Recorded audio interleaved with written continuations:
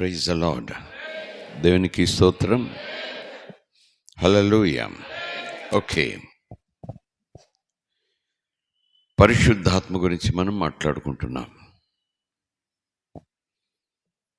దేవుని ఉన్నతమైన ఉద్దేశాలు మళ్ళా జ్ఞాపకం చేసుకోవటంలో తప్పేం లేదు. ఒకప్పుడు దేవుడు ఆదికాండములు చూసినట్టుగా మానవునికి తన రూపమిచ్చి, తన పోలికిచ్చి, తనతో సహవాసం చేసే భాగ్యం ఇచ్చాడు. దేవుని పోలి ఉన్నాడు, దేవునిలాగా ఉన్నాడు, దేవునిలాగా పరిశుద్ధుడుగా ఉన్నాడు. అతనిలో పాపం ఏమీ లేదు. అయితే దేవుని యొక్క మాటను కాదని ఆజ్ఞను మీరి పతనమయ్యాడు. పాపం ఆదాములోకి వచ్చింది. ఆదాము ద్వారా లోకంలోనికి పాపం వచ్చింది. ఆ పాపం చేసినందువల్ల ఆదాము తర్వాత వచ్చిన మానవాళ్ళంతా కూడా పాపులుగానే ఉండిపోయారు. పాపం చేసినందువల్ల పాపి అని అనబడినా మనిషి పాపంతోనే పుట్టాడు కనుక ఆ మనిషిలో ఉన్న పాపం మనిషిని పాపం చేయిస్తూ ఉంది. అయితే ఆ తర్వాత భూజనాంగాల్లో ఒక జాతిని, ఒక గుంపును దేవుడు తనకంటూ ప్రత్యేకమైన జనాంగంగా ఉంచుకొని ఈ భూమి మీద అందరికీ పాడి పంట అన్నీ ఇచ్చిన ఆ ప్రజలతో తానుండి ఆ ప్రజలకు తన దీవెన ఇచ్చి ఆ ప్రజలను కాపాడుతూ ఆ ప్రజలను తనకు సొత్తుగా చేసుకుని ఆ ప్రజలను పరలోకం చేర్చుకోవాలని అనుకున్నాడు రెండో భాగంలో. అలాగ అనుకుని ఏదెని తోటలో ఆదాముకు ఆయన ఆజ్ఞాపించినట్టుగానే ఇజ్రాయేలీలు ప్రజలకు తాను ధర్మశాస్త్రం ఇచ్చాడు, నియమాలు నిబంధనలు పెట్టాడు. నియమాలు నిబంధనలు లేకపోతే ఎవరిష్టానుసారంగా వాళ్ళు జీవిస్తారు. దేవుడు ఉన్నాడని ఎరిగినా, దేవుడు ఎదురుగా ఉన్నా ఎవరిష్టానుసారంగా జీవిస్తాడు. బలవంతుడు బలహీనుడి మీద దాడి చేస్తాడు. భాగ్యమున్నవాడు పేదవాడిని మరింత దోచుకోవటానికి ప్రయత్నం చేస్తాడు. అక్రమం, అన్యాయం బాగా పెరుగుతుంది. ఎందుకంటే పాపం లోకంలోకి వచ్చింది కనుక మనిషిని ఒక క్రమమైన పద్ధతులు నడిపించాలంటే మనిషికి నియమం నిబంధన పెట్టాలి అని దేవుడు ఎరిగి అలాగున ఒక ధర్మశాస్త్రమని ఇజ్రాయేలుకి ఇచ్చారు. వాళ్ళు కూడా ధర్మశాస్త్రం వచ్చినందువల్ల దేవునితో పరిపూర్ణంగా నడిచారంటే పడిపోయారు. వాళ్ళు కూడా ధర్మశాస్త్రంగానే ఉండిపోయింది. కొంతమంది అయితే ధర్మశాస్త్ర ప్రకారం అనుసరించగలిగారేమో, కానీ చాలామంది ధర్మశాస్త్రాన్ని అనుసరించట్లో వెనుకబడ్డారు. ధర్మశాస్త్రాన్ని అనుసరిస్తూ దౌర్భాగ్యమైనటువంటి పనులు కూడా చేస్తూ వచ్చారు ఇజ్రాయేలీలు. చివరికి అంతటా అందరూ పాపం చేసిన స్థితిలో ఉండిపోయారు. ఏ ఒక్కరూ దేవుని రాజ్యాన్ని, దేవుని మహిమలోని చేరే ఆ భాగ్యాన్ని, మోక్షాన్ని సొంతం చేసుకోలేనటువంటి స్థితిలోకి వచ్చేసారు. అందరూ నాశనం పోతుండగా దేవుడు చూసి దుఃఖపడి ఏ ఒక్కరూ నశించిపోకూడదనే ఉన్నతమైన ఉద్దేశంతో అంతటా అందరూ మనసు మార్చుకుంటే చాలు, నేను దేవుని వైపు తిరుగుతాను, దేవుని మాట వింటాను, దేవుని మార్గం నడుస్తాను అంటే చాలు, వారితో తానుండి వారిని తన మార్గంలో నడిపించేలాగున వారితో తానుండాలంటే వారిలో ఉన్న పాపమునకు క్షమాపణ ఇవ్వాలి కనుక పాపమునకు క్షమాపణ మాటతో ఇవ్వగలిగిన తాను ముందుగానే ప్రకటించాడు, పాపమునకు జీతం మరణం, అది నరకమని. ఆ నరకపు శాపం పాపములో ఉన్న వాడికి పోవాలి అంటే రక్తం చిందించబడి తీరాలి. ఆ రక్తం కూడా పరిశుద్ధ రక్తం చిందించబడి తీరాలి. పరిశుద్ధ రక్తముగా చిందించబడి పరిశుద్ధుడైన మనిషి లేడు, అందరిలోనూ పాపం ఉంది కనుక అందుకే దేవుడే నరావతారిగా మనుష్య కుమారుడిగా యేసుగా ఈ భూమి మీదకి రావాల్సి వచ్చింది.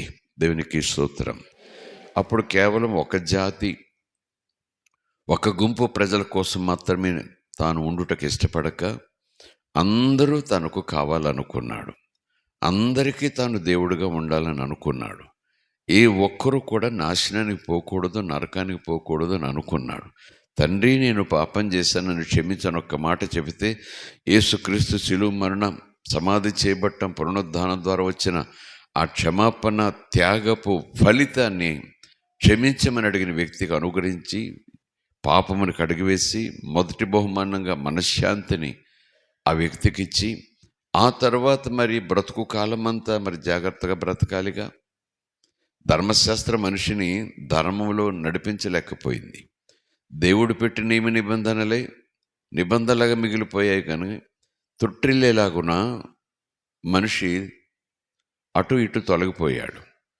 ధర్మశాస్త్రం చేతిలోనే ఉండేది, ధర్మశాస్త్రం ఇంట్లో ఉండి పఠిస్తానే ఉండేవాడు. కానీ బ్రతుకులో మాత్రం ధర్మం ఎక్కడ ఎక్కువగా ఉండేది కాదు. మరి ఈ రీతిగా దేవుడు మనుష్య కుమారునిగా భూమి మీదకి అవతరించిన తర్వాత, పాపముల నిమిత్తము బలియాగం తన రక్తాన్ని చిందించిన తర్వాత, అందరికీ క్షమాపణ ఉచితముగా బహుమానముగా అనుగ్రహించిన తర్వాత, ఆ పెదప మనిషి పాపక్షమాపణ పొందిన తర్వాత మరి బ్రతుకు కాలమంతా కూడా ధర్మం తప్పిన వాడిగా ఉండకూడదు కదా, నీతి న్యాయాలను తప్పినట్టుగా బ్రతకూడదు కదా. దేవుడు ఆ వ్యక్తిని తనకు కుమారుడుగా స్వీకరించాడు గనుక దేవుని కుమారుడుగానే బ్రతకాలి కదా, దేవుని యొక్క గుణశీలములు పుణికిపుచ్చుకోవాలి కదా. దానికి కూడా మరలా నియమ నిబంధన అంటే ఆ పుస్తకము అక్షరము మనిషిని ఖచ్చితంగా నడిపించలేకపోయింది. మరలా మరొక అక్షరము, మరొక పుస్తకం, మరొక నియమ నిబంధన అంటే అది కూడా తొట్టెలుతారు. కనుక ఇక నేనే వారిలో ఉండి వారితో ఉండి నా మార్గములు నడిపిస్తానని దేవుడు తీర్మానించుకున్నాడు. దేవునికి స్తోత్రం. తండ్రి అయిన దేవుడు కుమారునిగా జన్మించి సర్వమానవ పాపముల నిమిత్తం మరణించి సమాధి చేయబడి 3వ దినం తిరిగి లేచి పాపక్షమాపణ నమ్మిన వారందరికీ అనుగ్రహించి మహిమలోనికి చేరే ఉచితమైన భాగ్యం అందరికి అనుగ్రహించి, నాలాగా బ్రతకండి, నా మార్గంలో నడవండి, నేను చెప్పినట్టు చేయండి, నేను చేసినట్టు చేయండి అని వెళ్ళాడు. కానీ మనిషి బలహీనుడు, అర్భకుడు, తొందరపడేవాడు, శరీరంలో ఉంటాడు కనుక శరీరాశలు ఇబ్బంది పెడుతుంటాయి, మనసు ఇబ్బంది పెడుతుంటుంది. లోకంలో ఉన్నటువంటి ఆ మనిషిని లోకం కూడా ఇబ్బంది పెడుతుంటుంది కనుక ఆ వ్యక్తిని ఒంటరిగా వదిలిపెట్టక మరొక ఆదరణకర్తగా తానే పరిశుద్ధాత్మగా తనను నమ్మిన వారి మీదికి, నమ్మిన వారి లోనికి ఉండి నివాసం చేస్తూ బ్రతుకు కాలమంతా అడుగులు వేస్తూ నడిపించే మహాదేవుడు పరిశుద్ధాత్ముడు. దేవునికి స్తోత్రం. కనుక తండ్రైన దేవుడు పరలోకంలో ఉన్నాడు. పరమాత్ముడు అంటే ఎక్కడో ఉన్నట్టుగా, లేదా యేసుక్రీస్తు రక్షకుడు నా పాపం కొరకు చనిపోయి తిరిగి లేచాడు, మరలా మధ్యలో రాబోతున్నాడని ఆ గ్రంథంలో చెప్పబడిన వచనాలను విశ్వసిస్తూ ఏదో ప్రార్థన, వాక్య ధ్యానము, క్రైస్తవత్వం, క్రీస్తుతో నడుస్తున్నాను, క్రీస్తు బిడ్డను అని మాత్రం ఉండిపోకుండా తీవ్రమైనటువంటి పట్టుదలతో, పట్టుత్వంతో దేవునిలాగా బ్రతకాలని శ్రేష్టమైన వాంఛతో ప్రభు మీద ఎక్కువగా అనుకుంటూ యేసుక్రీస్తు బోధ చొప్పున ఆ బోధనే అడుగుజాడలుగా చేసుకుని జీవించే ఆ ప్రయత్నంలో మనం ఓడిపోకూడదని, మనం అపజయం పాలవకూడదని, మనము నష్టపోకుండా ఉండాలని దేవుడే తన బలం మనకి ఇవ్వటానికి మనలోనికి పరిశుద్ధాత్మగా వచ్చారు. కనుక ఈ పరిశుద్ధాత్మను పొందుట, పరిశుద్ధాత్మ చేత నడిపించుట అని అనబడటం అంటే దేవునితో నడుచుట, దేవునిని కలిగి నడుచుట, దేవుడు తోడుగా ఉండి నడుచుట. దేవుని మనకి స్తోత్రం. సర్వాంతర్యామి దేవుడు అన్ని చోట్ల ఉంటాడు. కానీ ఆ దేవునికి ప్రతిరూపంగా దేవుడు ఎలాగుంటాడంటే, దేవుని మనసు ఎలాగుంటుందంటే, దేవుని కార్యాలు ఎలాగుంటాయంటే అని పబ్లిక్గా, ప్రాక్టికల్గా మనకు రుజువు చూపించడానికి 2023 సంవత్సరాల క్రితం యేసు ప్రభు భూమి మీదకి వచ్చారు. దేవుడై ఉండి దేవునిగా ఉండటం గొప్ప భాగ్యమని తలంచక, మళ్ళా లోకానికి కావలసినటువంటి ఆ పాప క్షమాపణ బలియాగం చేసిన తర్వాత మళ్ళీ ఆయన మహిమలోనికి చేరిపోయాడు. మరి ఆయన పుట్టినప్పుడు యెషయా గ్రంథంలో చెప్పబడిన ప్రవచనం ప్రకారం ఆయనకి ఇమ్మానుయేలు అని పేరు, అలా పిలుచుకుంటారు అని. ఇమ్మానుయేలు అనగా దేవుడు మనకు తోడు. పరలోకమందున్న దేవుడు కుమారుడుగా వచ్చి దాదాపు 33.5 సంవత్సరాలు రమారమే భూమి మీద జీవించి బలియాగం చేసి పరమునకు వెళ్ళిపోయాడు. ఇక ఎలాగో తోడంటే ఇలాగున పరిశుద్ధాత్మ రూపంలో ఆయన ఎప్పుడు మనతో ఉంటాడు, మనలో ఉంటాడు, మనకు అన్నీ బోధిస్తాడు. దేవునికి స్తోత్రం. హల్లెలూయా. గడిచిన 2-3 వారాలుగా మరలా అదే సన్నివేశాలు జ్ఞాపకం చేసుకుంటూ వస్తున్నాము. దానికి కారణం మీకు చెప్పాను కదా. దేవుని దగ్గరికి అవ్వటం అంటే అమ్మో అదలే సాధ్యం అనుకుంటాం. యేసుక్రీస్తు నమ్ముకోవటం అంటే యేసుక్రీస్తు నమ్ముకున్నాను చాలు అని అనుకుంటాం. కానీ పరిశుద్ధాత్మ అనుభవం దగ్గరికి వచ్చేటప్పటికి చాలామంది అంతగా ఆశపడరు. చాలామంది అదేదో కొంతమందికి అవసరం, అందరికి అవసరం కాదు. కొంతమందికే దేవుడు అది ఇస్తారు, అందరికీ కాదు అనే అభిప్రాయంతోనూ, లేదా అది పెద్ద పొందటం వల్ల వచ్చే ప్రత్యేకత ఏమీ లేదనో చాలా వరకు విశ్వాసులు ఈ పరిశుద్ధాత్మ గురించి అవగాహన లేక, తరచుగా బోధ చేయక, వాళ్ళలో ఆశ కలిగేలాగున ఆ పరిశుద్ధాత్మ చేత నింపబడే మాట మీద విశ్వాసము అంతకంతకు విశ్వాసకి పెరిగేలాగున బోధలు లేక, బోధకులు దాని మీద దృష్టి తరచుగా పెట్టక, చాలా సంఘాల్లో చాలా చోట్ల ఈ అనుభవాన్ని కొద్దిమంది కలిగి ఉంటున్నారు. దేవుడు కృపచేత తనకు తానుగా కుమ్మరిస్తే తప్ప, తనకు తానుగా బయలుపరిచిస్తే తప్ప, చాలామంది విశ్వాసులకు రక్షణ పొందుట వరకే, రక్షణ పొందాను, పాపాలు క్షమించబడ్డాయి, పరలోకం వెళతాను అనే ఆ స్థాయి వరకే. కానీ రక్షణ పొందిన తర్వాత దేవుని బిడ్డగా బ్రతుకుట కొరకు నీకు శక్తి కావాలి, నీకు బలం కావాలి. అది ఆహారం ద్వారా వచ్చే బలం కాదు, అది సమాజం ద్వారా వచ్చే బలం కాదు, కులం ద్వారా వచ్చే బలం కాదు, ధనం ద్వారా వచ్చే బలం కాదు, లేదా తపస్సు ద్వారా వచ్చే బలము అసలే కాదు, లేదా లోక జ్ఞానం ఎక్కడికైనా నేర్చుకుంటే బలం అది కూడా కాదు. దేవునిలాగా దేవునితో దేవుని రాకడ పర్యంతం దేవుని బిడ్డకు నడవాలంటే నీకు దైవ జ్ఞానం కావాలి. పైనుండి వచ్చే శక్తి నీకు అవసరం. దేవుని మనకి స్తోత్రం. అది మానవ శక్తి కాదు, పైనుండి దేవుడు దయచేసే శక్తి, పైనుండి దేవుడు దయచేసే ఆత్మజ్ఞానం నీకు, నాకు, సంగమనకు అత్యవసరం. అత్యవసరం. దేవునికి స్తోత్రం. ఆయన బహుమానముగా ఇవ్వబడిన, దేవుడు బహుమానంగా ఇచ్చిన, బహుమానం అంటే ఆ మాటను ఎందుకు నేను అలా ఉదహరిస్తున్నానంటే, ఆ బహుమానం పొందటానికి నువ్వు ఏమీ ప్రయాసపడాల్సిన పని లేదు, అది ఉచితముగా ఇవ్వబడుతుంది. ఇచ్చేవాడు సంతోషంగా ఇచ్చే ఉద్దేశంతో బహుమానం ఇస్తాడు. కనుక ప్రయాసపడకుండా విశ్వసించి ఆ మార్గంలోకి మనం వెళ్ళటమే మనం చేయాల్సిన పని. యేసు ప్రభుని రక్షకునిగా అంగీకరించడానికి కూడా మనం ఏం ప్రయాసపడలేదు కదా, నమ్మాము, రక్షణ పొందుకున్నాం, దేవునికి పిల్లలం అయిపోయాం. దేవుని మనకి స్తోత్రం. అలాగే యేసు ప్రభు కూడా తాను ఒక వరముగా సమరీ స్త్రీకి పరిచయం చేసుకున్నాడు. నీతో మాట్లాడుచున్నది ఆ వరమే. దేవుడు వరముగా యేసుక్రీస్తుని లోకంలోనికి పంపాడు, వరముగా పాపులకు ఇచ్చాడు. ఎందుకంటే పాపి పరిశుద్ధుడవటం అంటే సామాన్యమైన సంగతి కాదు. అది నీళ్లతో కడుక్కునేంటే పోయేది కాదు, ఏదో చేస్తే పోయేది కాదు. రక్తం చిందించబడాలి. ఆ రక్త ప్రోక్షణ ద్వారా ఒక పాపిని పరిశుద్ధుడిగా మలుచుటకు దేవుడిచ్చిన గొప్ప వరం అది, గొప్ప భాగ్యం అది. నిత్య జీవాన్ని వరమని లేఖనాలు దేవుడు వ్రాయిస్తాడు. నిత్య జీవమనే వరం మీరు పొందుకుంటారు, బహుమానం. దేవుడు మిమ్మల్ని ప్రేమించి శాశ్వతమైన సంతోషములకు మీరు వచ్చేలాగున వరముగా నిత్య జీవాన్ని మీకు ఇచ్చాడు. వరమైతే ఆయన ఉచితంగా మీకు ఇచ్చాడు, కానీ ఆ వరము ఆయన మీకు ఇవ్వటానికి ఆయన చాలా ఖర్చు చేశాడు, చాలా త్యాగం చేశాడు. దేవునికి స్తోత్రం. తన ఒక్కగానొక్క కుమారుని యొక్క రక్తాన్ని చివరి బొట్టు వరకు చిందింపజేశాడు తండ్రి. బహుమానమే కానీ అది చాలా విలువైనది, అది చాలా ఖర్చుతో కూడినది. అలాగే పరిశుద్ధాత్మను కూడా మనము యేసును రక్షణ కొరకు ఎలాగైతే పొందుకున్నామో, రక్షింపబడిన వాడిగా బ్రతుకు కాలమంతా జీవించుట కొరకు పరిశుద్ధాత్మ అవసరమని దేవుడు చెప్పాడు. పరిశుద్ధాత్మ అవసరమని యేసు ప్రభు చెప్పారు. పరిశుద్ధాత్మ అవసరమని అపొస్తలులు కూడా సంఘానికి బోధించారు. కనుక సంఘం ఈ అనుభవం కలిగి ఉన్నారా? మీరు ధన్యులు. రోజు ఈ నింపుదలలో ఎదగండి, రోజు ఆయన చేత తరచుగా కాల్చబడుతూ ఉండండి, మలచబడుతూ ఉండండి. పరిశుద్ధాత్మ అనుభవంలోనికి వచ్చే ఆ స్థితిలో మీరున్నారా? పట్టు వదలకండి. పరిశుద్ధాత్మ అనుభవాన్ని ఖచ్చితంగా మీరు పొందండి. పరిశుద్ధాత్మ అనుభవం గురించి రక్షణ పొందిన వారు ఇక్కడ ఉన్నారా? మీరు ఇంకా వినలేదా? దాని గురించి పెద్దగా పట్టించుకునే మనసు లేదా? ఈరోజు మీకు ఆ మనసు రావాలి. దేవునికి స్తోత్రం.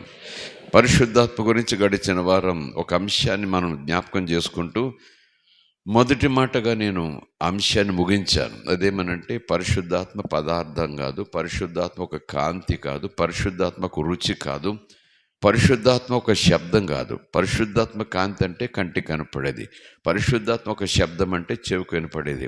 పరిశుద్ధాత్మ పదార్థం కాదు అంటే నోటితో రుచి చూచేది కాదు. పరిశుద్ధాత్మ అంటే దేవుడు, పరమాత్ముడు, పరిశుద్ధాత్ముడు, ఆయన యొక్క వ్యక్తి అని మనం గడిచిన ఆదివారం ధ్యానం చేసుకుంటూ ముందుకు వచ్చాం. దేవుని మనకి స్తోత్రం కలుగునుగా. Praise the lord. హల్లెలూయా. అందులోనూ ఆయన వ్యక్తి కనుక ఆయనకు ఒక మనసు ఉంటుంది, ఆయనకు ఒక హృదయం ఉంటుంది, గుణశీలములు ఉంటాయి, ఆయనకు ఆలోచనలు ఉంటాయి, ఉత్తేజాలు ఉంటాయి, సంతోషాలు ఉంటాయి, దుఃఖాలు ఉంటాయి, చూచటం ఉంటుంది, వినుటం ఉంటుంది, నడుచటం ఉంటుంది, నడిపించటం ఉంటుంది, ఆలోచన చేయటం ఉంటుంది, జ్ఞానం ఉంటుంది. వ్యక్తి కనుక దేవుని మనకి స్తోత్రం. హల్లెలూయా. మనకైతే శరీర సంబంధాలు గనక ఈ లౌకికమైనటువంటి ఈ ప్రత్యేకమైనటువంటి సూచనలతో చూచి విని, తర్వాత టేస్ట్ రుచి చూచి, చేతుతో తాకి విని, ఈ శరీరంలో ఉన్నంతసేపు శరీరము వీటి ద్వారానే మనకు లోపలికి జ్ఞానాన్ని పంపిస్తుంది. అంతకు మించి మనం ఏం తెలుసుకోలేము. చూచి నమ్ముతాము, విని నమ్ముతాము, రుచి చూసి అవునంటాము, చేత్తో తాకి అవును ఉన్నది అంటాం. కానీ దేవునికి మనలాగున్న ఈ శరీరం ఉండదు. ఆకారం ఎలాగున్నా శరీరం ఇది కాదు. కనుక చూచుటంటే కనులుంటే ఉండొచ్చేమో కానీ ఈ సెన్సెస్కి అతీతంగా ఉంటాడు యేసు దేవుడు. మనం కూడా లోపల ఆత్మస్వరూపం చూస్తాడు, వింటాడు, దుఃఖం తెలుస్తుంది, సంతోషం తెలుస్తుంది, పశ్చాత్తాపడతాడు, ఇతరుల కోసం ఆలోచన చేస్తాడు. అదొక మరొక స్వరూపం. దానికి శరీరం ఉండకపోవచ్చు, రక్తం ఉండకపోవచ్చు, ఎముకలు ఉండకపోవచ్చు, జుట్టు ఉండకపోవచ్చు మనలాగా. ఇవన్నీ మట్టి కదా, మట్టిలోకి వెళ్ళిపోయి మట్టి అయిపోతాయి. కానీ మరొక శరీరం ఉంది. ఆ శరీరం నాలుక, దాహం అన్నీ ఉంటాయి. ధనవంతుడు, పేదవాడు, ఏమండి, ఒక్కో రోజు చనిపోయిన సందర్భంలో లాజరు పేదవాడు అబ్రాహాము రొమ్మున అనుకుని దేవుడి సన్నిధిలో ఉన్నాడని, ధనవంతుడు నరకములో ఉన్నాడని ప్రభు చెప్పినటువంటి మాటలు ఒక ఉపమానం మనం చదువుకున్నాం కదా. ఈ శరీరం ఉండదు, ఇంక శరీరం విడిచిపెట్టిన తర్వాత మనకు బాధలు ఏం తెలియవు, ఇంకా దేవుళ్ళు ఐక్యమైపోవటమే అనుకుంటాం. కానీ అక్కడ నరకములో పడిన ధనవంతుని గురించి మనం మాట్లాడితే దాహము అంటున్నాడు, అయ్యో అని ఆర్తనాదం చేస్తా, స్వరం ఉంది, దాహం అవుతుంది అంటున్నాడు, కాలిపోతాను అంటున్నాడు, నీళ్లు కావాలంటున్నాడు. దేవునికి స్తోత్రం. హల్లెలూయా. ఎవరైనా నన్ను ఇక్కడి నుంచి విడిపించండి అంటున్నాడు.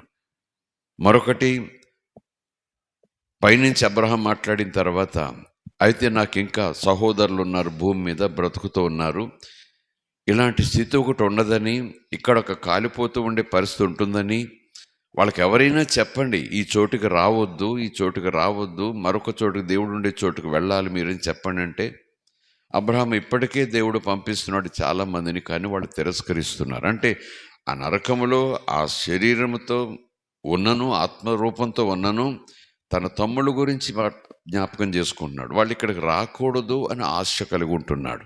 ఇంక వివరించి చెప్పను కానీ దేవుడు ఒక వ్యక్తి, ఆత్మస్వరూపం. దేవునికి స్తోత్రం. వ్యక్తి అనే దానికి గడిచిన వారం మనం ఆయన మనసు కలిగి ఉంటాడు, ఆయన హృదయం కలిగి ఉన్నాడు అని మనం రోమిలకు రాసిన పత్రికలో మాట చొప్పున జ్ఞాపకం చేసుకున్నాం. ఆత్మ మనసు మీరు కలిగి ఉండాలి అని. ఈరోజు మరికొన్ని మాటలు త్వరగానే చూడటానికి మనం ప్రయత్నించేద్దాం ఆయన వ్యక్తి అనే దానికి. ఎందుకంటే పరిశుద్ధాత్మ లేడు, పరిశుద్ధాత్మ ఒక కాంతి, పరిశుద్ధాత్మ ఒక జ్ఞానం, పరిశుద్ధాత్మ ఒక బలం, పరిశుద్ధాత్మ ఒక మెరుపు అని ఇప్పటికీ క్రీస్తుని అంగీకరించినటువంటి వారు, పరిశుద్ధాత్మ అనుభవాన్ని వ్యతిరేకించేవారు, నమ్మని వారు ఇప్పటికీ ఆయన వ్యక్తి కాదు, వ్యక్తి కాదు, వ్యక్తి కాదు, పరమాత్ముడు వ్యక్తి కావచ్చు, కానీ ఈ పరిశుద్ధాత్మని అపస్తులు చెప్పినా, ప్రభు చెప్పినా అది మీరు అనుకునేలాగా పొందేది కాదు. అది జ్ఞానాత్మ అంటారు, బుద్ధ్యాత్మ అంటారు, సత్యాత్మ అంటారు, నిజం అంటే నిజం అంటే దానికి ఒక ఆకారం ఎలా ఉంటుంది, జ్ఞానం ఒక ఆకారం ఎలా ఉంటుంది, బుద్ధి దానికి ఆకారం ఎలా ఉంటుంది అంటూ ఇలాగుని తీసుకొచ్చి వ్యక్తి కాదు అని తేల్చేస్తారు చాలామంది. ఈరోజు మనము ఆయన వ్యక్తి అని గడిచిన వారం చెప్పుకున్నాం. యేసు ప్రభు ఆయన వచ్చినప్పుడు మీకు అన్నీ బోధిస్తాడు అన్నారు యేసు ప్రభు. మరి వ్యక్తి కానప్పుడు ఆయనను ఎందుకు అంటారు యేసు ప్రభు? When he comes unto you he will teach you all things. ప్రతి విషయాన్ని ఆయన మీకు నేర్పిస్తాడు, బోధిస్తాడు. ఆత్మ గనుక ఆయనకు శరీరం ఆత్మరూపం ఉంది కనుక శరీరంతో ఉంటే మన ప్రక్కన ఉంటాడు, మనలోకి రాలేడు ఆయన.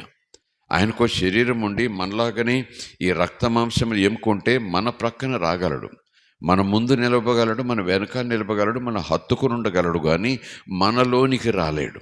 ఆయన ఆత్మస్వరూపి కనుక మనలోనికి రాగలిగాడు. దేవునికి స్తోత్రం, హల్లెలూయా. సో ఆయన వ్యక్తి అనే దానికి చకచక కొన్ని రెఫరెన్సులు మనకు తెలియాలి. మొదట ఆయన ఎప్పుడైతే వ్యక్తి అయ్యారో ఆయన మాట్లాడతారు. అపొస్తలుల కార్యములు 8వ అధ్యాయము వచనంగానే మనం చూడటానికి ప్రయత్నించేద్దాం. వీలున్నంత త్వరగా పరిశుద్ధాత్మ గురించి కొద్ది మాటలు నేర్చుకోవటానికి మనం ప్రయత్నించేద్దాం.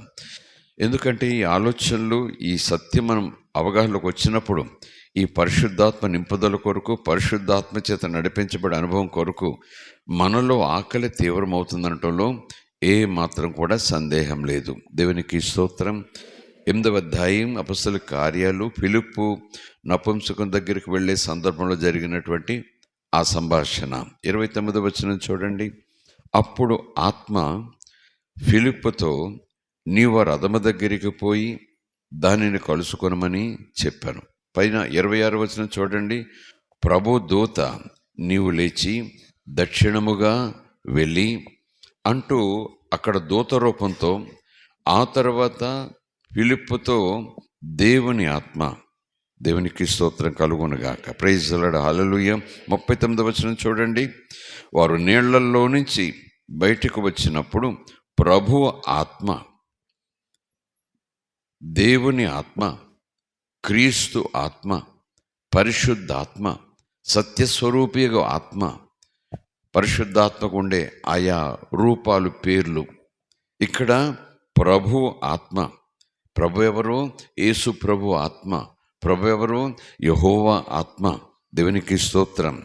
ప్రభు ఆత్మ ఫిలిప్పుని కొనిపోయెను, తీసుకొని పోయెను. మరలా అంటున్నాను నేను, ఆయన ప్రక్కనుండేవాడు కాదు, ఆయన లోపల మన ఆత్మతో ఏకమవుతారు, మన ఆత్మలో ఏకమవుతారు, మన ఆత్మలో మనతో నివసిస్తారు.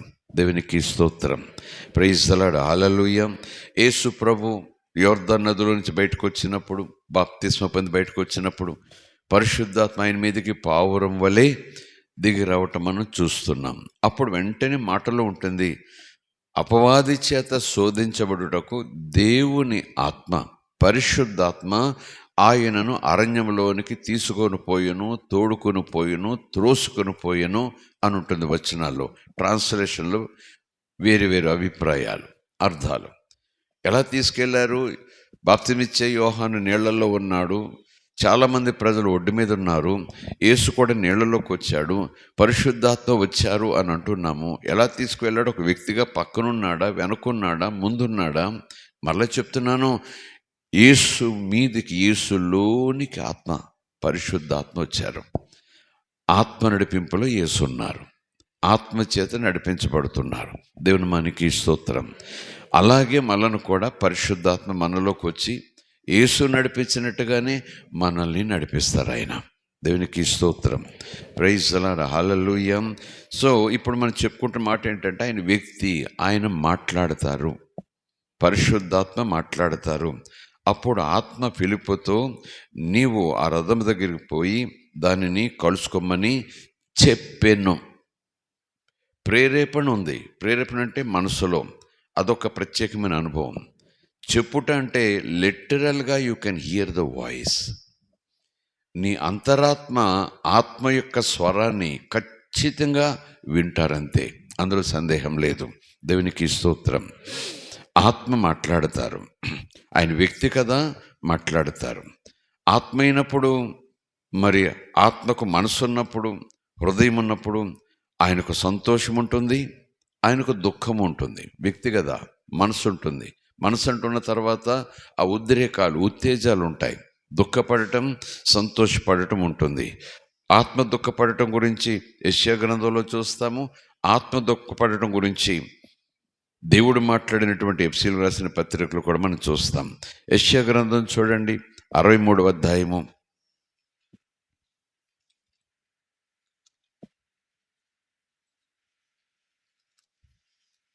10వ వచనం చూస్తే,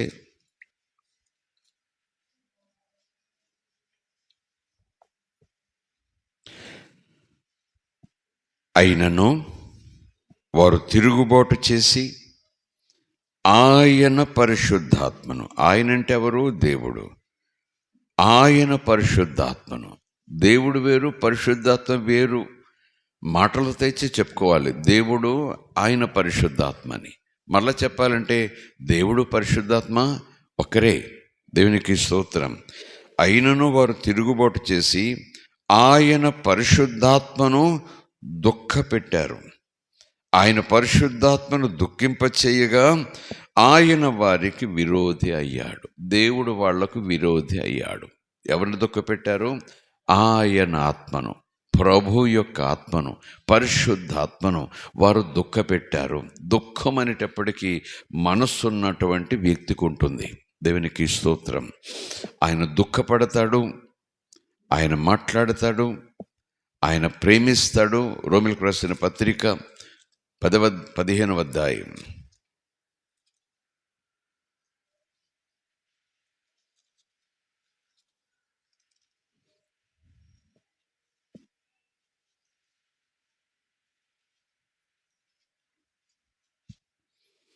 31, 32. సహోదరులారా, నేను యూదయలోనున్న అవిధేయుల చేతుల్లో నుండి తప్పింపబడి యెరూషలేములో చేయవలసి ఉన్న ఈ పరిచర్య పరిశుద్ధులకు ప్రీతికరమగునట్లు నేను దేవుని చిత్తము వలన సంతోషముతో మీ యొద్దకు వచ్చి మీతో కలిసి విశ్రాంతి పొందినట్లు మీరు నా కొరకు దేవునికి చేయు ప్రార్థనల యందు నాతో కలిసి పోరాడవలెనని మన ప్రభువైన యేసుక్రీస్తును బట్టి ఆత్మ వలన ప్రేమ, ఆత్మ వలన ప్రేమ, ఆత్మ ప్రేమ. దేవుడు ఆత్మయున్నారు. పరిశుద్ధాత్మ, ప్రభువుగాత్మ, క్రీస్తు ఆత్మ, పరిశుద్ధాత్మ ప్రేమ. దేవుని మనకి స్తోత్రం. ఆయన వ్యక్తి కనుక దేవుని ప్రేమ, క్రీస్తు ప్రేమ, పరిశుద్ధాత్మ ప్రేమ. అంతే కదా. God the father, God the sun and God the holy spirit. తండ్రి యొగు దేవుడు, కుమారుడగు దేవుడు, పరిశుద్ధాత్మ దేవుడు అంటాను చూసారా. ఒక్కరే కానీ 3 రకాల పరిచర్యలు, 3 వ్యక్తిత్వాలు. ఆత్మ ప్రేమ, ఆత్మ వలన వచ్చే ప్రేమ. దేవుడు లోకాన్ని ప్రేమించాడు, క్రీస్తు ప్రేమ ఎలాగుందో తెలుసు కదా మనకి అంటూ చెప్తూ ఇక్కడ కూడా ఆత్మ ప్రేమ. దేవుడు ప్రేమ, క్రీస్తు ప్రేమ, ఆత్మ ప్రేమ. ఆత్మ పదార్థం కాదు, మనసు. ఆయన ఒక వ్యక్తి, ఆయన దేవుడు, ఆయన ప్రేమ కలిగి ఉంటాడు. దేవునికి స్తోత్రం. ప్రైజ్ ది లార్డ్, హల్లెలూయా. ఎవరైనా సరే పరిశుద్ధాత్మ, ఒక వ్యక్తి మరొక వ్యక్తితో నిజం మాట్లాడతాడు, ఒక వ్యక్తి మరొక వ్యక్తితో అబద్ధం కూడా మాట్లాడగలడు, ఒక వ్యక్తి మరొక వ్యక్తిని సంతోషపెట్టగలడు, ఒక వ్యక్తి మరొక వ్యక్తిని దుఃఖపెట్టగలడు. ఆయన వ్యక్తి కనుకనే పేతురు ఆయన గురించి అపొస్తల కార్యాల్లో ఇలాంటి మాటలు మాట్లాడినట్టుగా మనం చూస్తాం. 5వ అధ్యాయం చూడండి. అననీయ సప్పీరాల గురించి పేతురు మాట్లాడినటువంటి సన్నివేశం. అననీయ అను ఒక మనుష్యుడు తన భార్య అయిన సప్పీరతో ఏకమై పొలం అమ్మెను. భార్య ఎరుకనే వాడు తాను వెలలో కొంత దాచుకుని కొంత తెచ్చి అపొస్తలుల పాదముల యొద్ద పెట్టెను. అప్పుడు పేతురు, అననీయ, నీ భూమి వెలలో కొంత దాచుకుని పరిశుద్ధాత్మను మోసపుచ్చుట. పరిశుద్ధాత్మ వ్యక్తి అనటానికి ఈ వచనాలు మనం చూస్తున్నాం. పదార్థమైతే పదార్థాన్ని మోసపుచ్చుతాం మనం, జ్ఞానమైతే జ్ఞానాన్ని చీట్ చేస్తాం మనం. ఆయన వ్యక్తి కనుకనే మోసం చేసి పని ఇలాగొచ్చింది. ఆయన వ్యక్తి పరిశుద్ధాత్మను మోసపుచ్చుటకు సాతాను ఎందుకు నీ హృదయాన్ని ప్రేరేపించాడు? అది నీ యొద్ద ఉన్నప్పుడు నీదే కదా, అమ్మిన పిమ్మట అది నీ వశములోనే ఉండలేదా? ఎందుకు ఈ సంగతి నీ హృదయంలో ఉద్దేశించుకున్నావు? నీవు మనుషులతో కాదు, దేవునితోనే అబద్ధమాడితివి. అంటే పరిశుద్ధాత్మ ఎవరు? దేవుడు.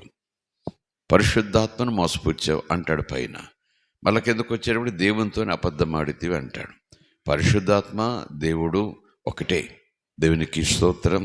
Praise the lord, hallelujah. దేవుని మనకి స్తోత్రం.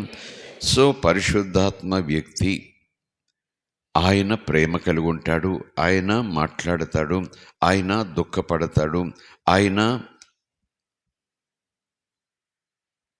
ఆయనను మోసగించే అవకాశాలు కూడా ఉన్నాయి, ఆయనను ఎదిరించే అవకాశం కూడా ఉంటుంది. పిల్లల తల్లిదండ్రులు ఎదిరించినట్టుగా, విద్యార్థులు గురువుని ఎదిరించినట్టుగా, పనివాడు యజమానిని ఎదిరించినట్టుగా ఆ ఎదిరింపులు కూడా ఉంటాయి. అదెక్కడ ఉంటుంది? అపొస్తలుల కార్యాలు 7వ అధ్యాయం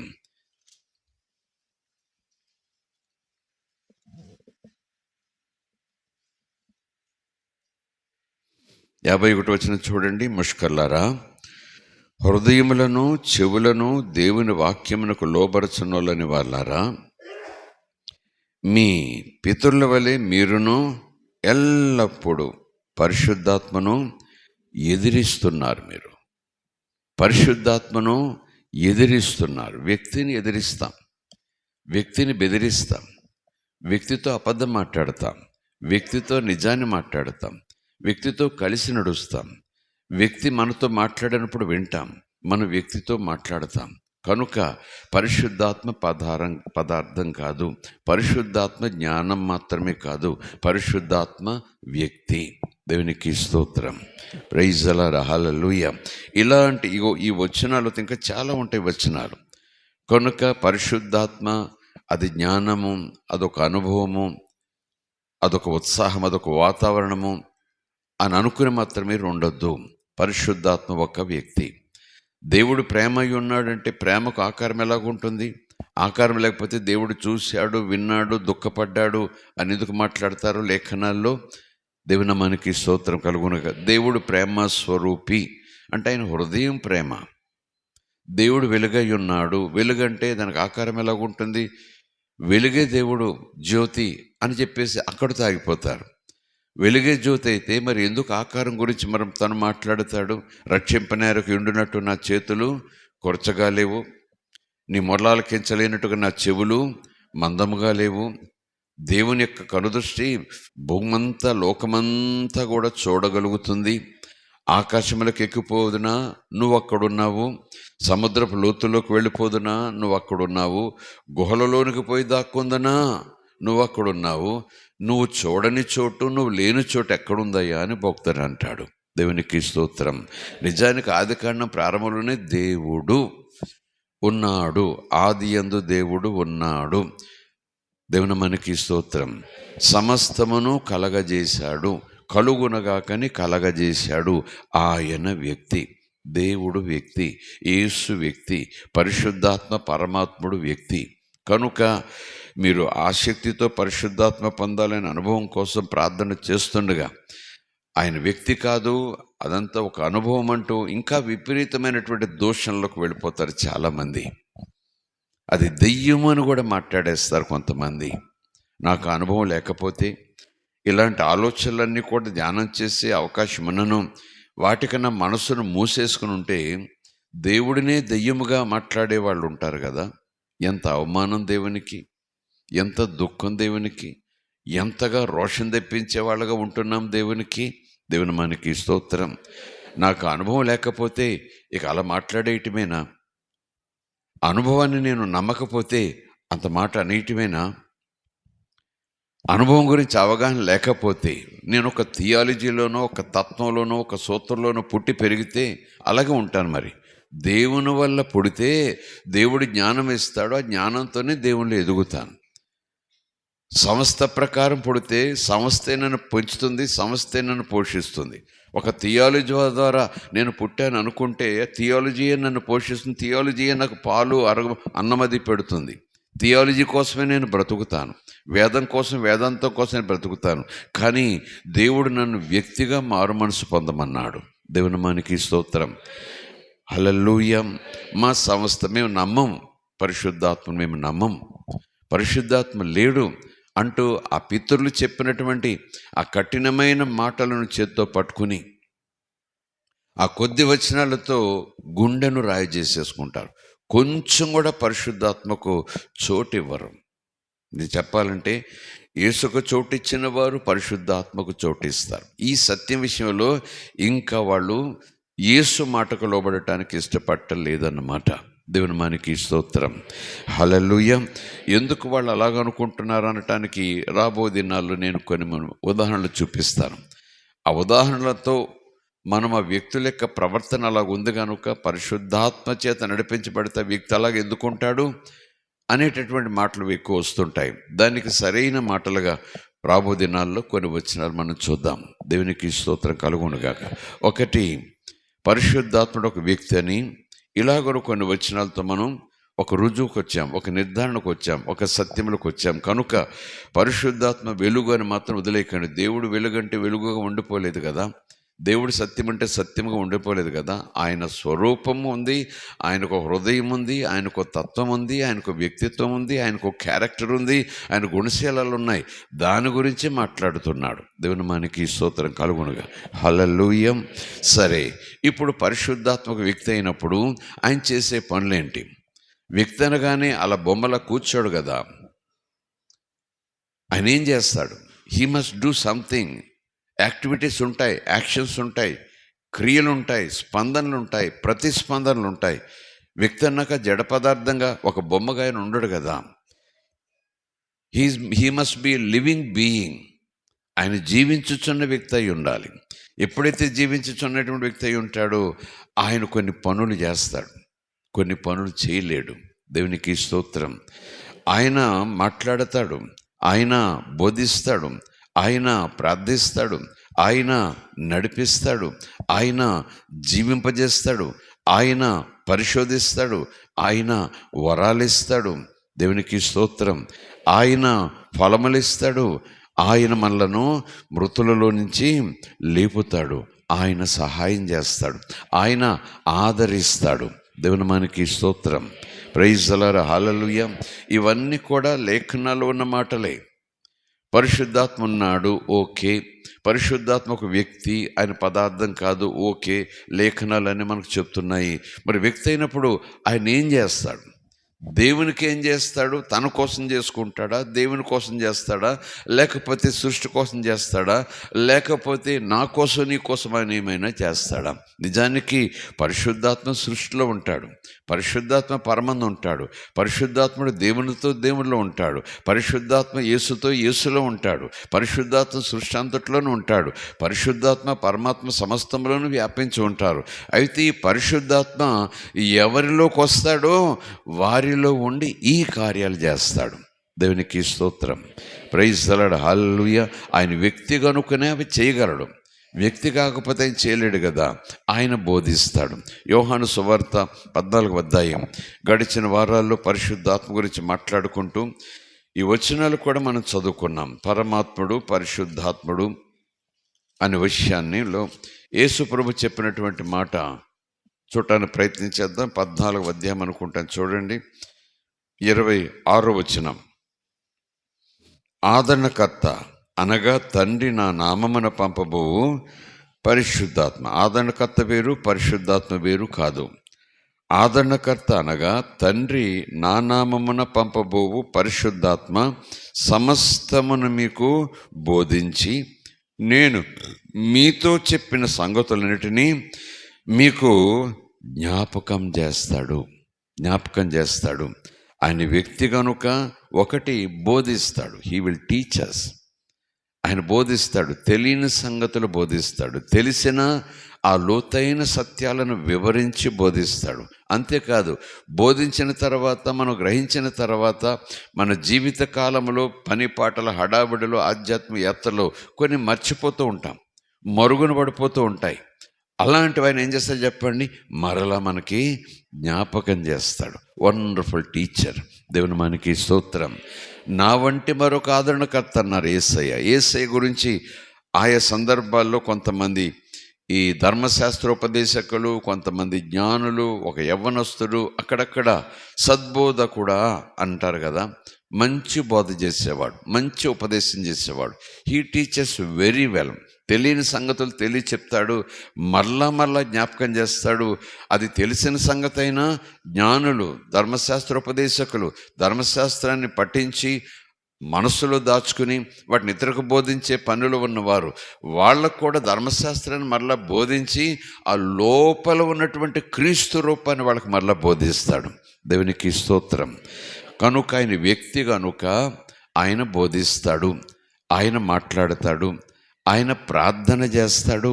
దేవుని మనకి స్తోత్రం. రోమిలకు రాసిన పత్రిక 8వ అధ్యాయం. ఆయన ప్రార్థన చేస్తారు. ఆయన ఒక వ్యక్తి, ఆయన యాక్టివిటీస్ ఏంటి? ఆయన ప్రార్థన చేస్తారు. 8వ అధ్యాయం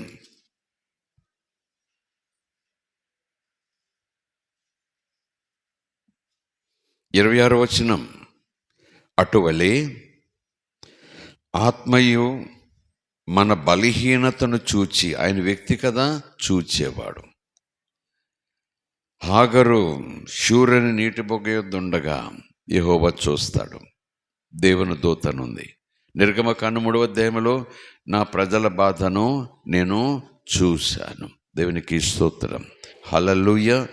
యేసు శరీరధారిగా క్రిందకు వచ్చాడు కనుక, శరీరంతో ఉన్నాడు కనుక, నాయను విధవరాలు బిడ్డ చనిపోతే గొల్లను ఏడుస్తుంటే ఆమెను చూచాడు. శరీరంతో ఉన్నాడు. అయితే యెహోవా ఆత్మస్వరూపి, వెలుగు, దీపం అనుకుంటే మరి ఆయన చూచాడు కదా, నా ప్రజల బాధ నేను చూచానంటే కనులు. దేవునికి స్తోత్రం కలుగునుగాక. అలాగే అటువలే ఆత్మయు మన బలహీనతను చూచి, మన బలం చూచి కాదు, ఎప్పుడు మనకు సహాయం చేయడానికి వస్తాడు, ఎప్పుడు మన కోసం విజ్ఞాపన చేస్తాడు, ఎప్పుడు మన పక్షంగా ప్రక్క నిలబడతాడు. నిలవటానికి నాకు శక్తి లేనప్పుడు, ఆలోచించేటానికి శక్తి లేనప్పుడు, మాట్లాడటానికి నాకు సాధ్యం కానప్పుడు, భయంతో బెంగతో కృంగిపోయి నేను ఉంటున్నప్పుడు ఆయన నాకు బదులుగా, నా పక్షంగా, నా కోసం ప్రార్థన చేస్తాడు ఆయన. దేవునికి స్తోత్రం. అటువలే ఆత్మయు మనం బలహీనతను చూచి సహాయము చేయుచున్నాడు. ఆయన వ్యక్తి కనుక చూచేవాడు, ఆయన వ్యక్తి కనుక సహాయము చేసేవాడు. ఏలయనగా మనము యుక్తముగా ఎలాగూ ప్రార్థన చెయ్యాలో. యుక్తముగా అంటే ఫలితము తెచ్చే ప్రార్థన. యుక్తముగా అంటే అలా ప్రార్థన చేస్తామంటే తప్పు ప్రార్థన అంటాం చూసారు, అలా కాదు. యుక్తముగా అంటే సరి అయిన ప్రార్థన, చక్కటి ప్రార్థన, దేవుని దగ్గరికి వెళ్ళే ప్రార్థన, వాక్యానుసారమైన ప్రార్థన, దేవునికి సంతోషకరమైన ప్రార్థన. దేవునికి స్తోత్రం. యుక్తమైన ప్రార్థన. యుక్తముగా ఎలా ప్రార్థన చేయాలో మనకు తెలియదు, అవును కదా. ప్రార్థన చేయటం మాకు నేర్పించండి అన్నారు శిష్యులు. యోహాను తన శిష్యులకు ప్రార్థన చేయటం నేర్పించాడు, మాకు కూడా ప్రార్థన చేయటం నేర్పించయ్యా అన్నారు. యేసుప్రభు ప్రార్థన నేర్పించాడు. మత్తయి సువార్తలో, లూకా సువార్తలో మనం చూస్తాం కదా, మీరు ప్రార్థన చేసినప్పుడు ఇలాగ ప్రార్థన చెయ్యండి అని ఆయన నేర్పించాడు. ప్రార్థన ఎలా చేయాలో నేర్పించాడు. కానీ మరొక చోటు ఉంది, ఆరాధన ఎలాగైతే మన పెదవులతో చేస్తామో మనసు హృదయము ఆరాధన మీద ఉండదు. ఈ ప్రజలైతే పెదవులతో నన్ను స్తుతిస్తున్నారు కానీ వాళ్ళ హృదయాలు నాకు చాలా దూరంగా ఉన్నాయి. యేసుప్రభు కూడా మీరు ప్రార్థన చేసేటప్పుడు ఇలా ప్రార్థన చేయకండి, ఇలా ప్రార్థన చెయ్యండి అన్నాడు. అవును కదా. మీరు ప్రార్థన చేసేటప్పుడు ఇలాగా ఎవరికో వినబడాలని, ఎవరికో కనబడాలని, ఎవరో మెచ్చుకోవాలని ఆ ఉద్దేశంతో మీరు ప్రార్థన చేయకండి. అది యుక్తమైన ప్రార్థన కాదు. యుక్తమైన ప్రార్థన ఎప్పుడు కూడా మనకు ఫలితాన్ని తెచ్చిపెడుతుంది. యుక్తమైన ప్రార్థన ఎప్పుడు కూడా మనం ఖచ్చితంగా రిజల్ట్ చూస్తాం, ఫలితాన్ని చూస్తాం. దేవునికి స్తోత్రం. అయినా చాలా సందర్భాల్లో దేవుని చిత్తానుసారం కాకుండా మనం ప్రార్థన చేసేస్తూ ఉంటాం. తెలుసో తెలియకో, హడావుడి వల్ల, ఆపద వల్ల, దుఃఖం వల్ల దేవుని ముందు లేఖనములో లేని మాటలు పలుకుతూ మనం ప్రార్థన చేస్తాం. ఒక్కొక్కసారి ప్రార్థన చేయటానికి మనం మాటలు తడుముకోవాల్సి ఉంటుంది. ప్రార్థన చేయటానికి మాటలు మనం వెతుక్కోవాల్సి ఉంటుంది.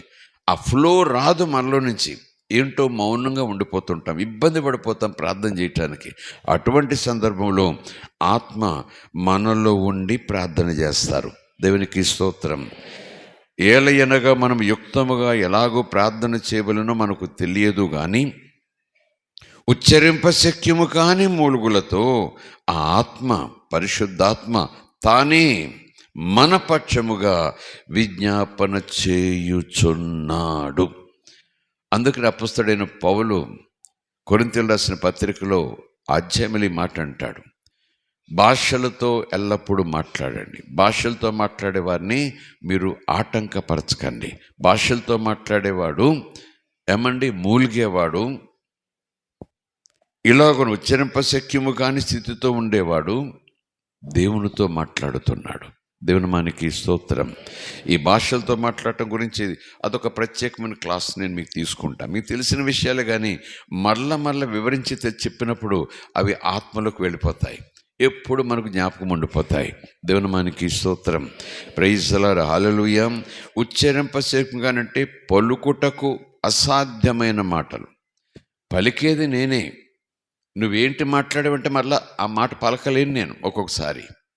ఇప్పుడేదో చాలా వాక్యులాగా మాట్లాడేవి కదా, ఏంటంటే ఏమో మరలా సేమ్ రిపీట్ చేయలేను. ఒక పదం అయితే రిపీట్ చేస్తానేమో కానీ ఒక సెంటెన్స్ మాత్రం నేను రిపీట్ చేయలేనేమో. ఒకవేళ వాళ్ళు దాన్ని అనుకరించడానికి ఏదో నోటుకొచ్చినట్టు మాట్లాడి వెకిలిగా అల్లరి చేయటానికి, నవ్వులాట ఆడటానికి మాట్లాడతారేమో కానీ నిజానికి చెప్పాలంటే మనుషుల భాషగా ఒక ఇంగ్లీష్ మాట్లాడినట్టుగా, ఒక తెలుగు మాట్లాడినట్టుగా, హిందీ మాట్లాడినట్టుగా అవన్నీ కూడా ఉచ్చరింపశక్యమైనవి, నేర్చుకొనతగినవి, నేర్చుకొనగలిగినవి, నేర్చుకున్న తర్వాత చక్కగా మాట్లాడగలిగినవి. మన ఉచ్చారణ ఖచ్చితంగా మాట్లాడతాం. కానీ పరిశుద్ధాత్మ నోవే. ఇందాక ఏదో మాట్లాడావు కదా అంటే ఆ మాటలే రావాలని ఏం లేదు, అలాగే రావాలని ఏం లేదు. దేవుని మనకి స్తోత్రం. ఉచ్చరింపశక్యము కానంటే ఇది కూడా అర్థం వస్తుంది. మూలుగులతో ఆత్మ తానే మన పక్షముగా విజ్ఞాపనము చేయుచున్నాడు. ఎంత ధన్యత! అదృష్టం అనే మాట ఉపయోగించాలో వద్దో తెలియదు కానీ లోకరీతిగా అందరికీ తెలిసిన మాట ఎంత అదృష్టమోనమ్మా అంటాం. అదృష్టం అనే మాటను పక్క పెట్టి నేను ధన్యత అంటాను. ఎంత ధన్యత, ఎంత భాగ్యం, ఎంత దేవుడిచ్చే మహిమ. దేవుడు నా పక్షంగా ప్రార్థన చేయటమా? దేవుడు నా పక్షంగా ప్రార్థన చేయటం నాలో తన ఆత్మనుంచటమా?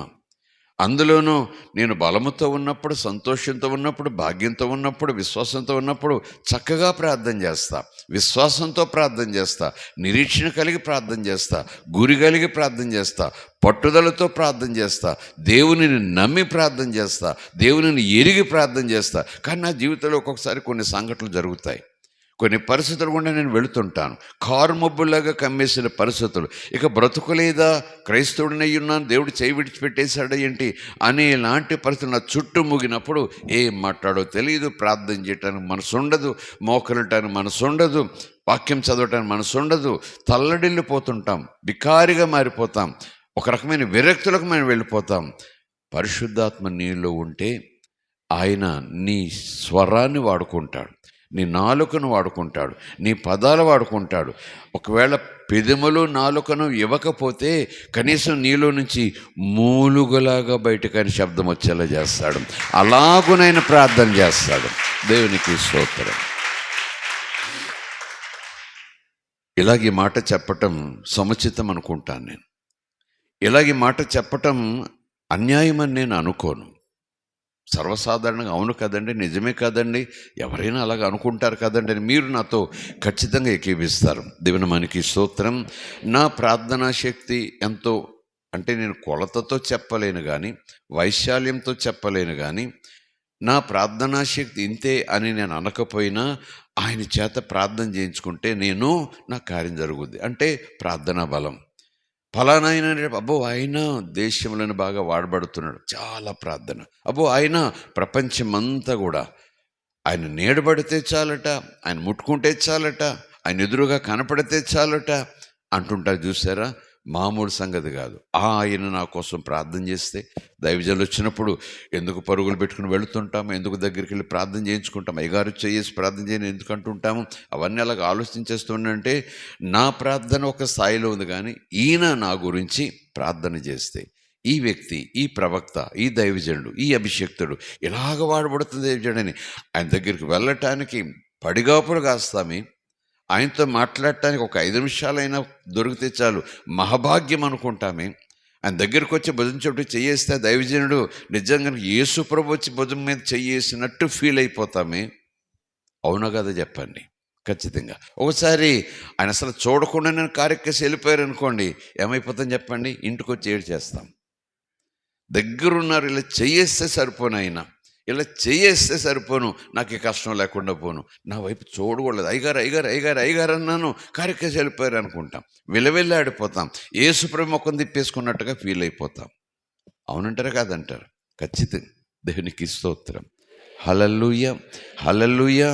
ఒకవేళ అలాగున కావాలనో మరొకలాగనో ఆ వ్యక్తి నన్ను తాకలేకపోయారు, ఆ వ్యక్తి నన్ను చూడలేదు, ఆ వ్యక్తి నా దగ్గరికి రాలేదు, నేను చెబుతుంటే చేస్తానులే ప్రార్థన అంటూ ఏదో 2 మాటలు చెప్పి వెళ్ళు అన్నారు అని ఇలాగ నుండి అదే ఒక అతిశయంగా చేసుకుంటూ ఉంటే, ఈరోజు నేనంటాను, సాక్షాత్తు దేవుడే నీ కొరకు ప్రార్థన చేయటానికి దైవజనుని కాదు, తానే పరిశుద్ధాత్మగా నీలో ఉండి నీ కోసం ప్రార్థన చేయటం ఎంత ధన్యత, ఎంత భాగ్యం.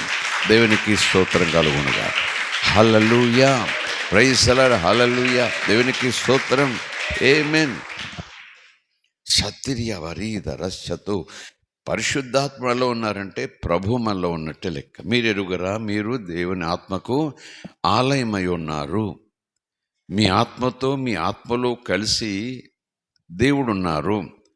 ఆయన మీలో నుంచి మీ శరీర స్వరాన్ని, నాలుకని, పెదములను ఆయన వాడుకుంటాడు. ఆయన వాడుకుని శబ్దం బయటకు వచ్చేలాగా చేస్తాడు. దేవుని మనకి స్తోత్రం. ఒక విషయం, దురాత్మ, దేవుని ఆత్మ, దేవుడు దెయ్యము అంటాను చూసారా? దేవుడు లోపల ఉన్నప్పుడు, దెయ్యము లోపల ఉన్నప్పుడు, దేవుని ప్రభావంలో ఉన్నప్పుడు, దెయ్యపు ప్రభావంలో ఉన్నప్పుడు, యేసు ప్రభు సమాధుల దొడ్లో ఉన్నటువంటి ఒక వ్యక్తికి విడుదల ఇవ్వటానికి వెళ్తారు. ఆ సంగతి మీకు తెలుసు కదా. దేవుని మనకి స్తోత్రం. అంత దూరంలోని యేసు ఉండగానే ఆ దెయ్యముల చేత పట్టి పీడించబడుతున్న వ్యక్తి పరుగుని యేసు దగ్గరికి వచ్చి మోకాళ్ళ మీద పడిపోయి కేకలు వేశాడు. ఏమని కేకలు వేశాడు? మాతో నీకేం పని, మా సమయం ఇంకా రాలేదు కదా, మాతో నీకేం పని, మమ్మల్ని యాతన పెట్టడానికి ఎందుకు వచ్చావు? అక్కడ సన్నివేశం చూస్తే ఆ పిల్లోడి యొక్క అమ్మున్నా, నాన్నున్నా, తోడబుట్టినోళ్ళున్నా, పిల్లడితో కలిసిన స్నేహితులున్నా వాడే మాట్లాడుతున్నట్టుంది. వాడు అంటున్నాడు, వాడి పెదాలు, వాడి నాలుక, వాడి స్వరము వాడే మాట్లాడుతున్నాడు. కానీ లేఖనం చెప్తుంది దెయ్యాలు మాట్లాడుతున్నాయి. వాటికో రూపం ఉంది, ఆత్మరూపం. ఆత్మరూపం శబ్దాన్ని రిలీజ్ చేయాలంటే ఈ స్వరము, నాలుక, పెదాలు కావాలి. దేవునికి స్తోత్రం. Praise the lord, hallelujah. దేవుని మనకి స్తోత్రం. అలాగనే దేవుడు మనలో ఉండి మనతో మాట్లాడాలి, ఇతరులతో మాట్లాడాలంటే ఆయన మన నాలుక, మన పెదములు, మన స్వరం దీన్ని స్వాధీనం చేసుకుని ఆయన మాట్లాడతాడు. దేవునికి స్తోత్రం కలుగునుగా. ప్రైజ్ ది లార్డ్, హల్లెలూయా. నిజానికి మనం వినగలిగి మనకు అర్థమయ్యేలాగా మనం కూడా విని ఆ బోధన ఇంకా చెప్పునైనా అనేలాగంటే ఆయన ఈ 4 పెదములతో మాట్లాడితేనే మనం వినగలం. వినే కెపాసిటీ మనకు ఉంటుంది. ఎంతసేపైనా వినగలం, సంతోషపడగలం. నిజానికి వాక్యం చెప్తుంది, ఆయన మాట్లాడితే మన గుండెలు బద్దలైపోతాయి. ఆయన ఒక్క అక్షరం, దేవునిలాగా ఒక అక్షరం, దేవుడయ్యుండి ఒక అక్షరం మాట్లాడితే బండలు పగిలిపోతాయి, కొండలు స్థానాన్ని తప్పిపోతాయి. ఆయన ఊపిరి వదిలితేనే నక్షత్రాలు అల్లల్లాడిపోతాయట. దేవుడు మాట్లాడాడు అంటే నిజంగా ఆయన దేవుడయ్యుండి ఆయన ఫుల్ కెపాసిటీతో దేవుడుగా ఆయన యొక్క సిస్టంతో ఒక్క నిమిషం అలా మాట్లాడితే చాలు లోకమంతా గడగడ గడగడ కంపించిపోతుంది. దేవునికి స్తోత్రం. కానీ ఆయన ఆత్మస్వరూపిగా మనలోకి వచ్చి ఆయన తగ్గించుకుని నా శరీరాన్ని ఆధారం చేసుకుని, నాలుక పెదవులతో ఆధారం చేసుకుని నువ్వు నేను వినగలిగినట్టుగా ఆయన మాట్లాడుతూ ఉంటాడు. దేవునికి స్తోత్రం. Praise the lord. హల్లెలూయా. ఏదేమైనా దేవుడు మనలో ఉండి మన కోసం విజ్ఞాపన చేయటం ఎంత భాగ్యం. అందుకేనేమో పరిశుద్ధాత్మ చేత నింపబడినటువంటి పౌలు అంటాడు, ఆత్మచేత నింపబడి భాషలతో మాట్లాడే వారిని అభ్యంతరపరచకండి, వాళ్ళని గేలి చేయకండి.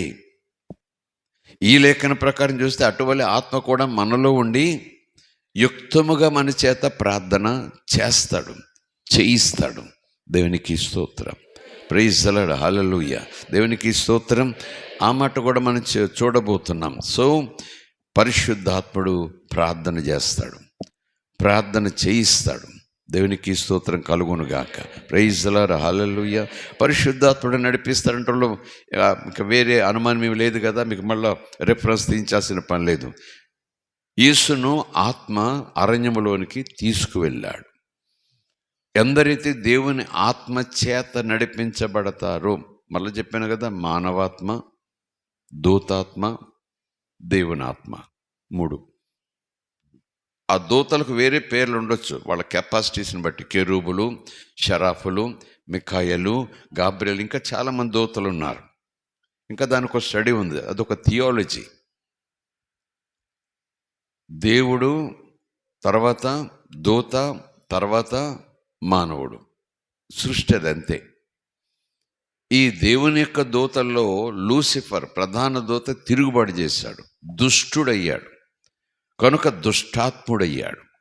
ఆ దుష్టాత్మునితో ఏకీవించిన ఆత్మలందరూ కూడా దుష్టాత్మలయ్యారు, అలాగున దురాత్మలయ్యారు. అంతే కదా. సో దేవుడు, దేవుని ఆత్మ, దురాత్మ, మానవాత్మ, ఇది ఆత్మ విషయంలో మనం చూడాల్సినటువంటి విషయాలు. దేవునికి స్తోత్రం. Praise the lord. హల్లెలూయా. ఒకటి మానవాత్మ, నేను ఈ శరీరంలో ఉన్నాను. వివరించి చెప్పాలని మీకు తెలుసు. ఈ శరీరము మట్టిలో పోతుంది. శరీరానికి వస్త్రం ధరించుకున్నట్టుగా నా ఆత్మకు దేవుడిచ్చిన వస్త్రం ఈ శరీరం. అనుకోండి కాసేపు, నా తల్లి కడుపులో నాకు ఒక వస్త్రాన్ని అమర్చాడు ఆయన, నాకు ఒక నివాసాన్ని అమర్చాడు ఆయన. ఆ నివాసం కూడా ఎంత జ్ఞానంతో అమర్చాడో. నీవు నా తల్లి గర్భములో నన్ను చేసిన విధానం నాకు జ్ఞాపకం వస్తుంటే భయమేసేస్తోందంటాడు ఒక భక్తుడు. దేవునికి స్తోత్రం. నా ఆత్మకు, నా ప్రాణానికి, నా ఆత్మకు ఆయన ఒక శరీరాన్ని నా తల్లి కడుపులో నిర్మించాడు, తయారు చేసి పెట్టాడు. కనుక నేను ఆ శరీరం, దేవుడు తయారు చేసి పెట్టిన శరీరాన్ని, వస్త్రాన్ని వదిలేయాలి.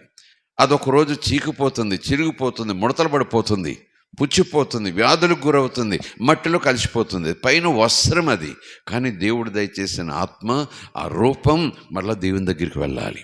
దేవుని మనకి స్తోత్రం. Praise the lord. హల్లెలూయా.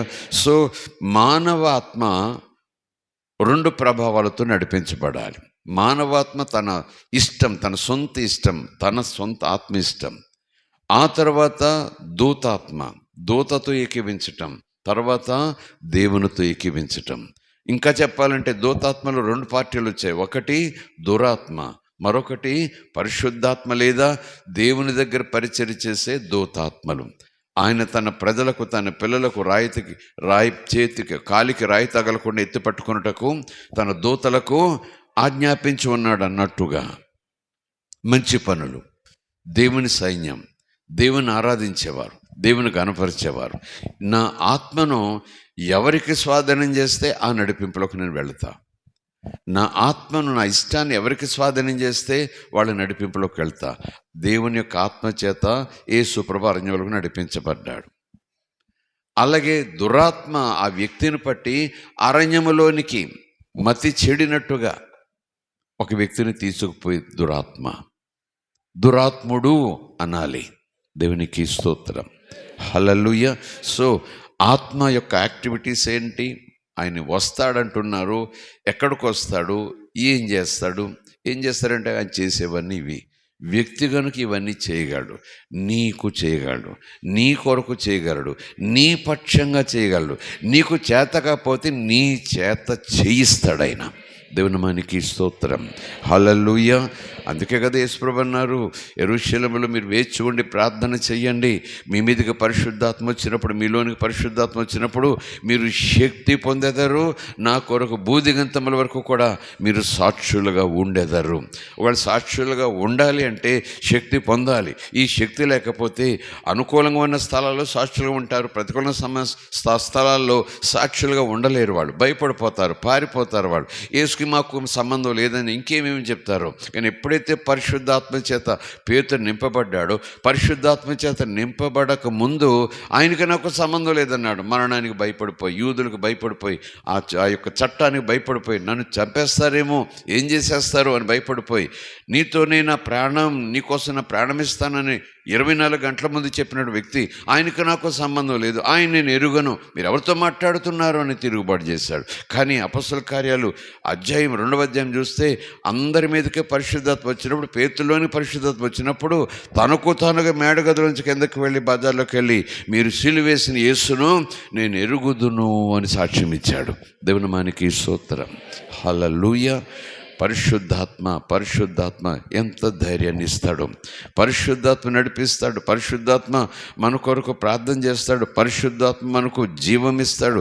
పరిశుద్ధాత్మ అనేక సంగతులు మనకు బయలుపరుస్తాడు. He reveals. దేవుని మనకి స్తోత్రం. హల్లెలూయా. మనకు తెలిసినవి, ఒకరు చెబితే తెలుసుకున్నవి, చదివి తెలుసుకున్నవి, చూచి గ్రహించినవి మనం ఇతరులకు చెప్పగలం. కానీ కొన్ని విషయాలు ఎవరు చెప్పలేరు, ఎవరికి తెలియదు. అది దేవుడు బయలుపరిస్తే ఎవరికి తెలియదు.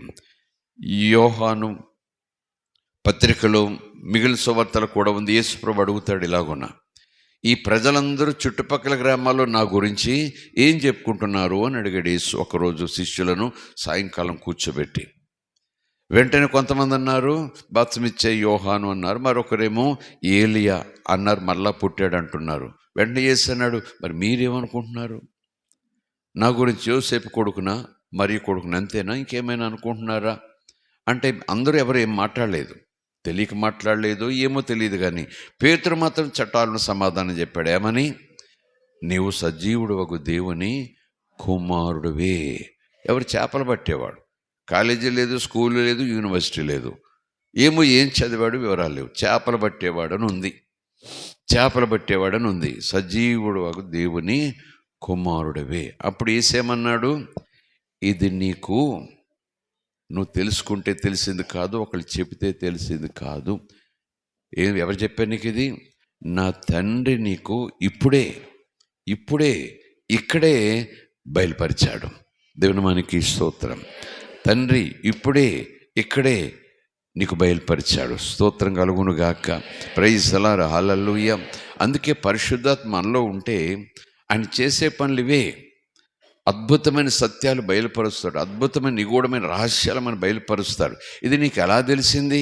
నేను రోజు చదువుతున్నాను కదా, ఈ విషయం నీకు ఎలా తెలిసింది లేఖనంలో అంటే దేవుడు బయలుపరిచాడు, అంతే తప్ప నాకేదో పెద్ద తెలివి ఉందని కాదు. Because God revealed in a special way, with a gift and with compassion. కనికరంతో, కృపతో ఒక వరముగా దేవుడిది బయలుపరిచాడు గనుక బయలుపరిచిన దానిని తెలుసుకుని మీకు నేను తెలియజేస్తున్నాను. దేవుని మనకి స్తోత్రం. Praise the lord. హల్లెలూయా. ఏదైనా సరే, బోధకుడైనా, మరొకడైనా, మర్మాలు చెప్పేవాడైనా, రకరకాల ప్రత్యక్షాలు చెప్పేవాడైనా, వాళ్ళు కూడా ఎప్పుడు అతిశయించకూడదు.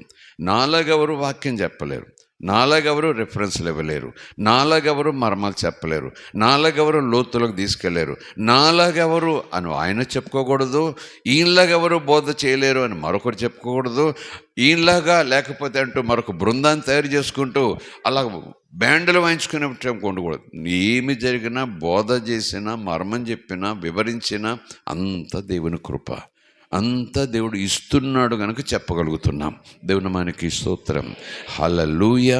Praise the lord. హల్లెలూయా. అపవాది ఉచ్చులు అలా పడిపోతుంటారు చాలామంది.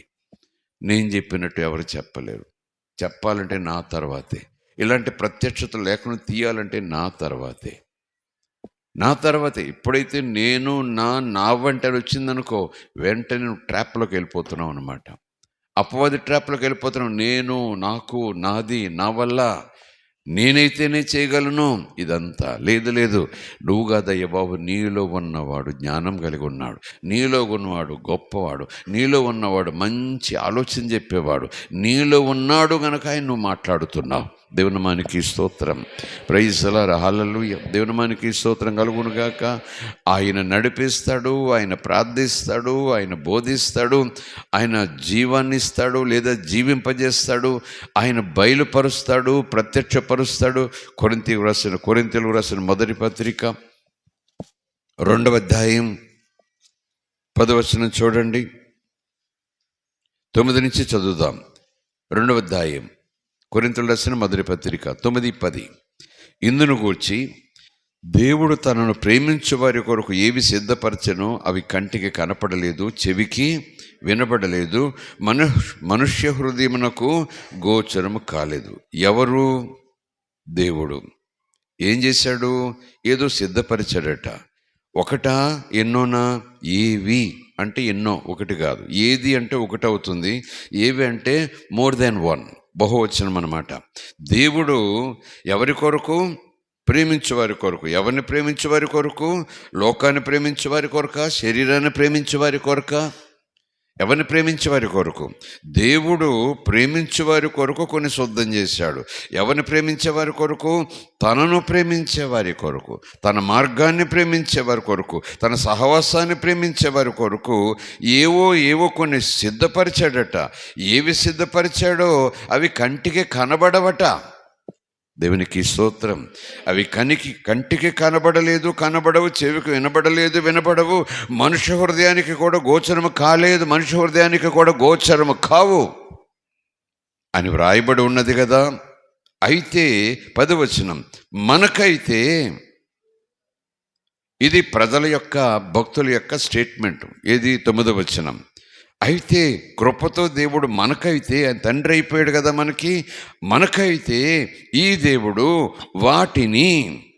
వేటిని ఏవి సిద్ధపరిచాడో, ఎవరికి? మన దేవుని ప్రేమిస్తున్నాం, దేవుని కుమారుని ప్రేమిస్తున్నాం, ఆయన మాటను ప్రేమిస్తున్నాం, ఆయన మార్గాన్ని ప్రేమిస్తున్నాం, ఆయన ఆజ్ఞలు ప్రేమిస్తున్నాం.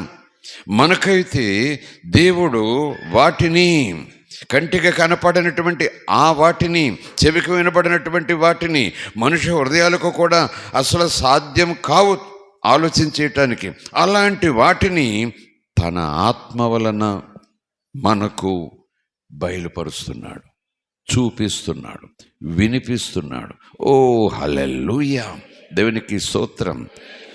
those things which are impossible to see, to hear, to taste, even to understand, even to have in our hearts, మన హృదయంలో కలిగి ఉన్న, వినటానికి కానీ చూడటానికి కానీ అసాధ్యం. Nobody can say. ఇంతవరకు ఎవరు చూడలేదు, ఇంతవరకు ఎవరు వినలేదు, ఇంతవరకు హృదయంలో కూడా ఇవంటి ఉంటాయని కూడా ఆలోచన, అవగాహన కూడా లేదు. అవన్నీ కూడా దేవుని సంగతులు, మన కోసం, తనను ప్రేమించే వారి కోసం అని సిద్ధపరిచినవి. ఆత్మ ద్వారా మనకు చూపిస్తాడు, ఆత్మ ద్వారా మనకు వినిపిస్తాడు, ఆత్మ ద్వారా మనకు లోపలికి పెట్టేస్తాడు. ఓ మై గాడ్, హల్లెలూయా.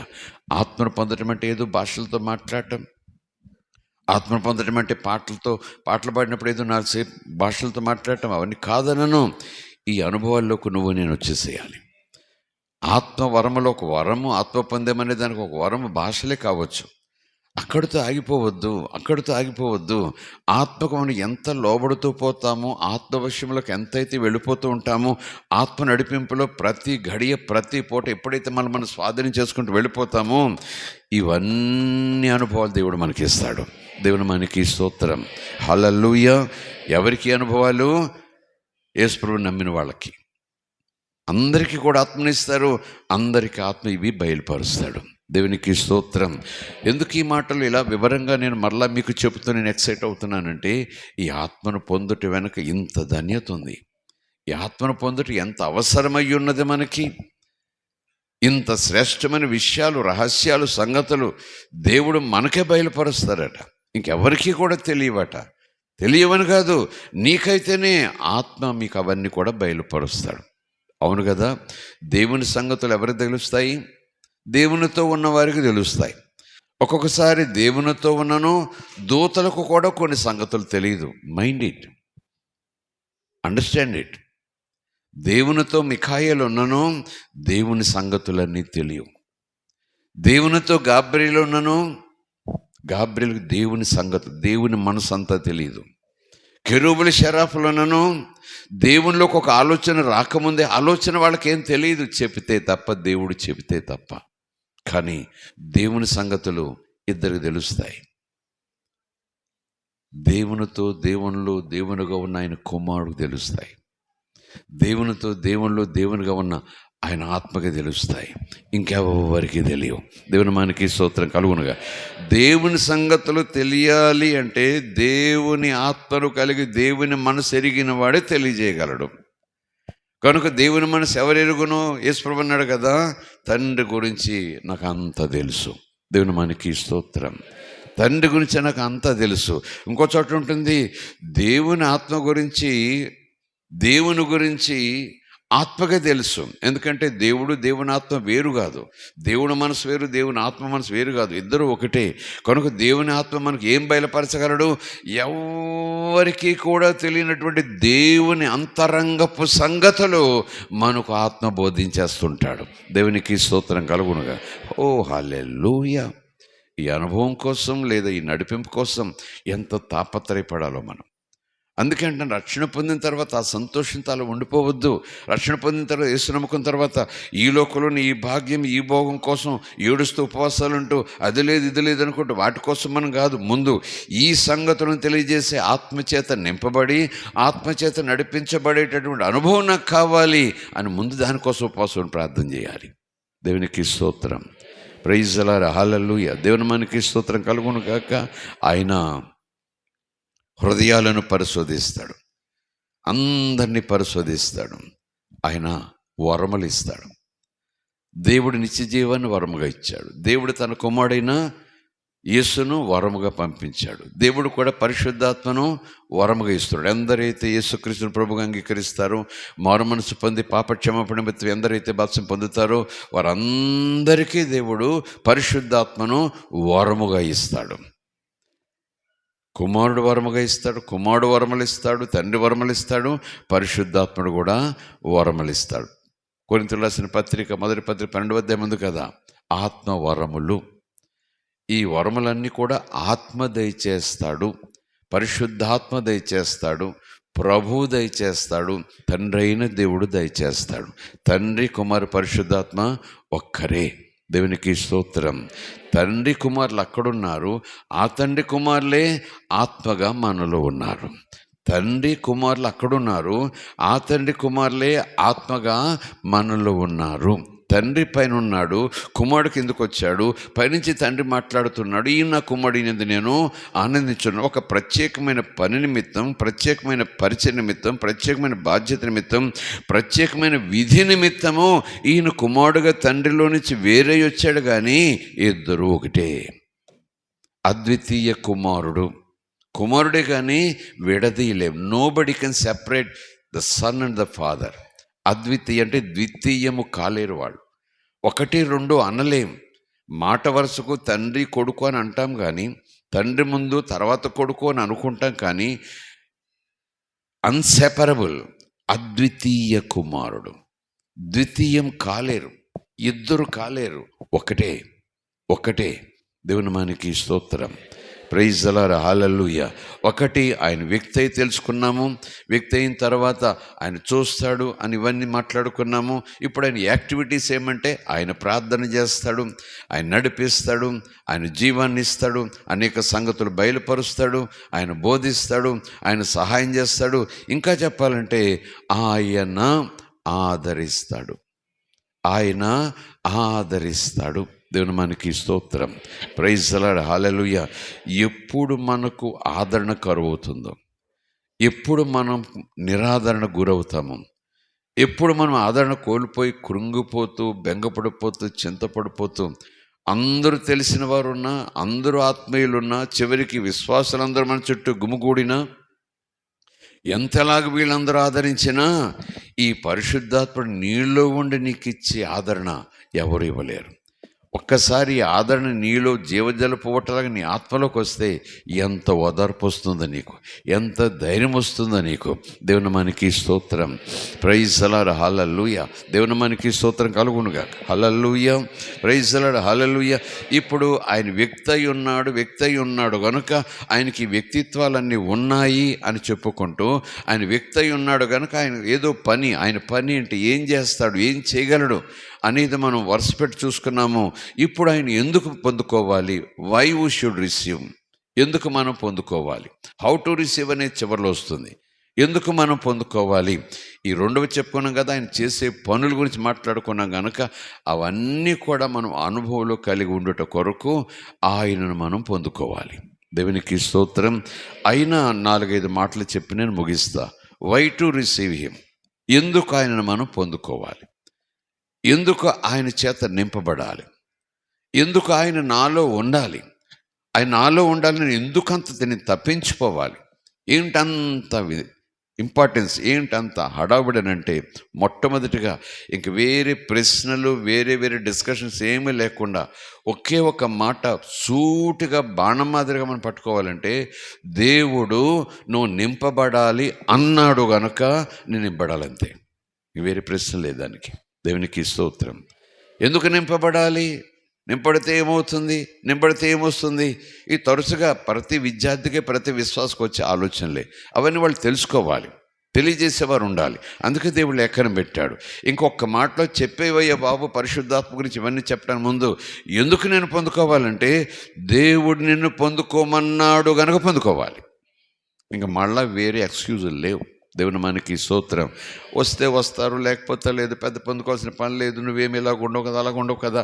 మేము పెట్టి ఎక్స్క్యూజులు ఇవన్నీ కూడా. నువ్వు కూడా అలాంటి ఎక్స్క్యూజులతో పర్వాలేదు, నాకు అంత అవసరం లేదు, దీంతో నాకేం పెద్ద పని ఉంది, ప్రార్థన చేసుకున్నాను కదా, అంత కాదు. దేవుడు నిన్ను నింపడానికి ఇష్టపడుతున్నాడు.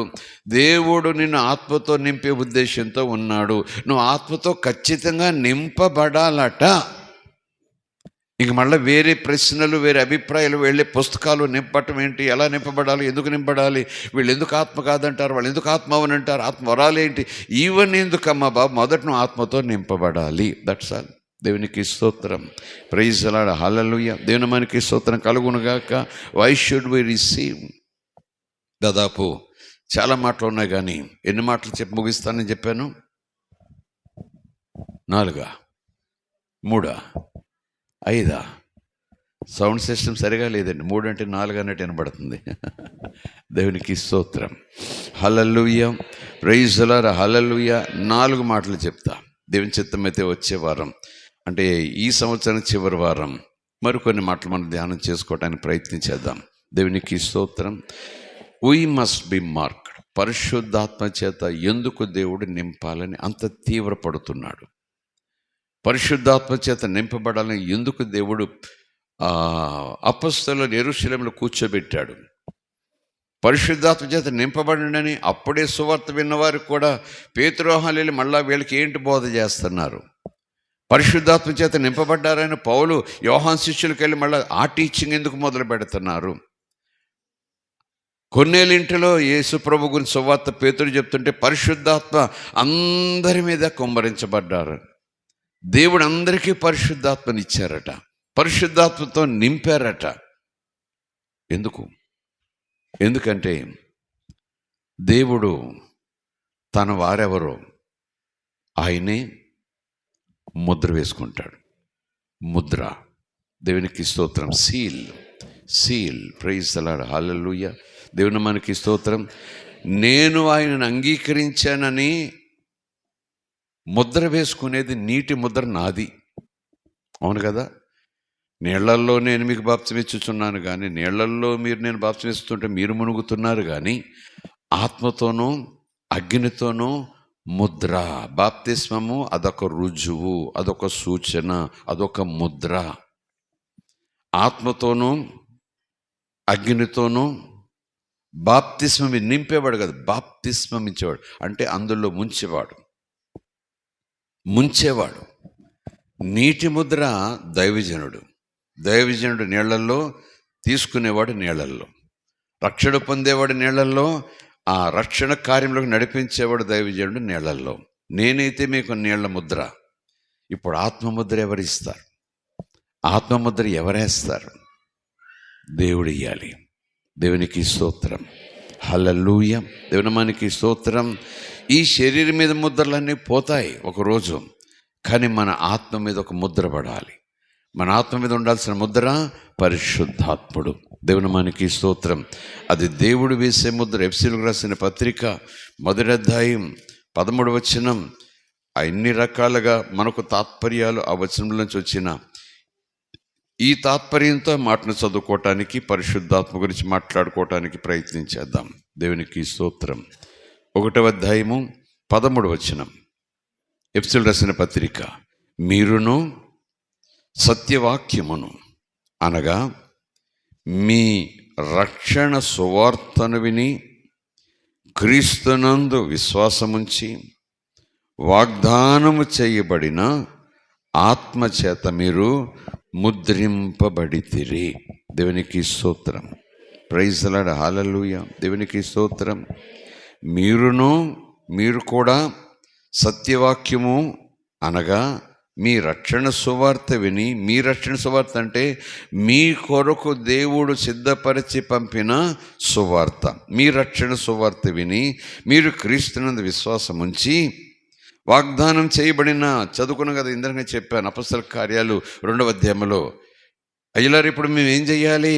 మీరు మారు మనసు పొంది పాప క్షమాపణ నిమిత్తము బాప్తిస్మము పొందండి. అప్పుడు పరిశుద్ధాత్మ అనే వరమును మీరు పొందుకునేది నీటి సంబంధమైంది, నేల సంబంధమైంది, మీ శరీర సంబంధమైంది, మీకు ఇష్టమైన రీతిగా వచ్చేది మీరు ఎప్పుడైతే బాప్తిస్మం పొందుతారో ఆయన వేసే ముద్ర అది, ఆయన నింపే ముద్ర అది.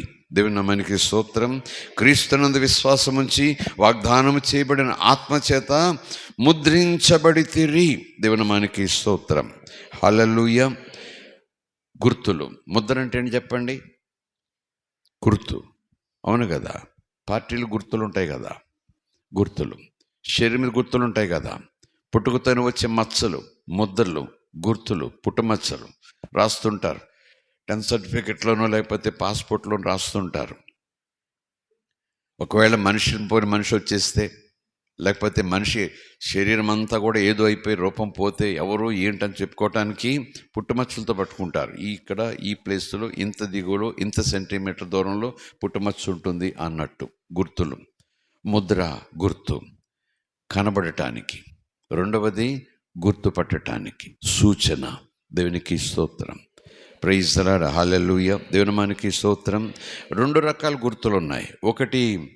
ఒకటి మార్గాలు తెలియజేసే గుర్తు, రెండవది వాతావరణాలు తెలియజేసే గుర్తు. సూచనలు అంటే కాసేపు గుర్తు, వాతావరణం తెలియజేసే గుర్తు, మార్గాలను తెలియజేసే గుర్తు, రైట్ లెఫ్ట్ అరౌండ్ గుర్తు. అలాగే అందం కోసం గుర్తులు, తెలుసు కదా, అందం కోసం గుర్తులు, మచ్చలు, డెకరేషన్స్. కానీ ఈ పరిశుద్ధాత్మ గుర్తు పైకి కనబడని గుర్తు, లోపల ఆత్మకు గుర్తు. నా ఒంటి మీద గుర్తేసుకుంటే ఆ గుర్తు ఎవరైనా తీసేయచ్చు, నేనే తర్వాత తీసేసుకోవచ్చు. కానీ దేవుడు ఆత్మతో గుర్తు పెట్టాడంటే అది ఎవరు తీయలేరు. దేవుడు కూడా వెనక్కి తీయడం. ఎప్పుడు నువ్వు ఆయన సొత్తు అని గుర్తు. దేవుని నామానికి స్తోత్రం. దేవుడు ఎందుకు ఆత్మనిస్తున్నారంటే ఇంకా బలం, నీవు నా సొత్తు. దేవుని నామానికి స్తోత్రం.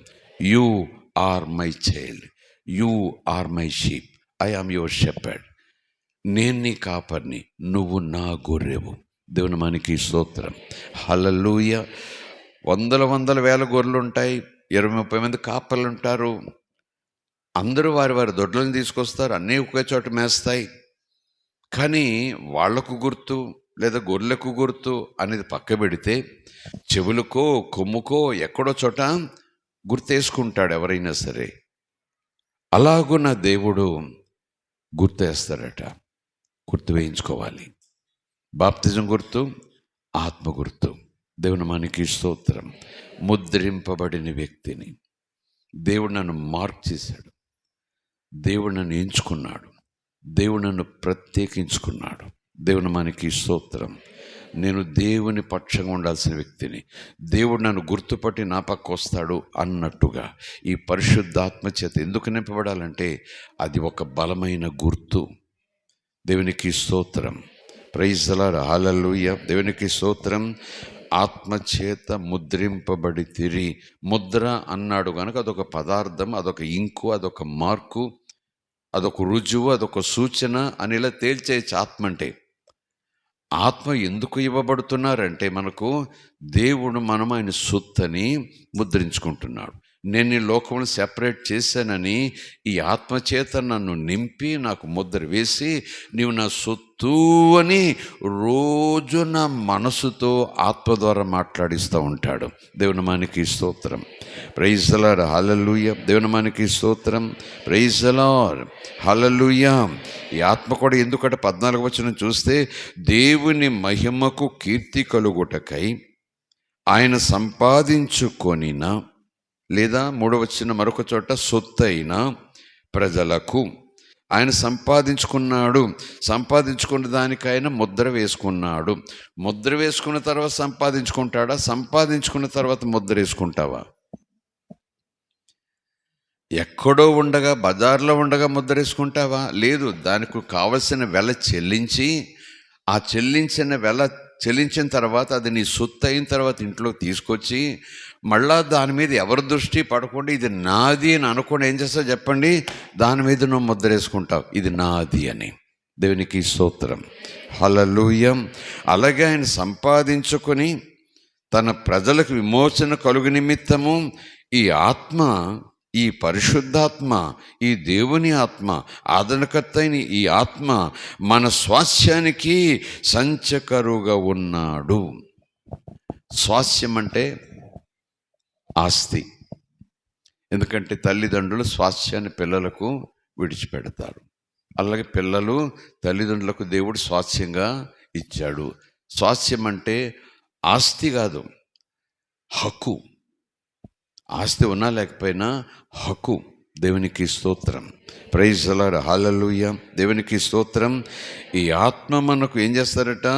నీకు విమోచన కలిగింది, నువ్వు దేవుని సొత్తు, నువ్వు దేవుని యొక్క ప్రతి స్థితికి కూడా నువ్వు హక్కుదారుడవు అని ఆత్మ మనకు సాక్ష్యం ఇస్తారు. దేవుని మనకి స్తోత్రం. హల్లెలూయా. అసలు మనకి ఏం స్వాస్యం ఉంది చెప్పండి? రక్షణ పొందక ముందు లోక సంబంధంగా స్వాస్యం ఉంది. రక్షణ పొందిన తర్వాత కూడా కాస్తో కొంచెమో ఎక్కువ ఏదో స్వాస్యం ఉంది. కానీ దేవుడు ఎప్పుడైతే మన ఆత్మ సంబంధాలుగా చేశాడో మరొక స్వాస్యానికి మనల్ని హక్కుదారుడుగా చేశాడు. అవును కదా చెప్పండి?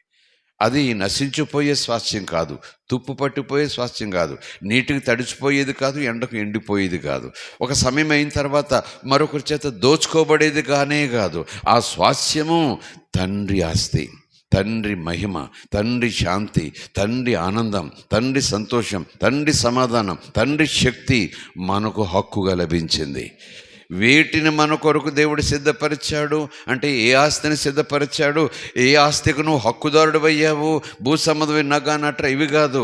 ఎప్పుడైతే నువ్వు దేవుని కొడుకువయ్యావు అనుకో, పరలోక సంబంధమైన వాడిని అన్నిటికీ కూడా నువ్వు హక్కుదారుడు అయ్యావు. అది నీకు స్వాస్యంగా దేవుడిచ్చాడు.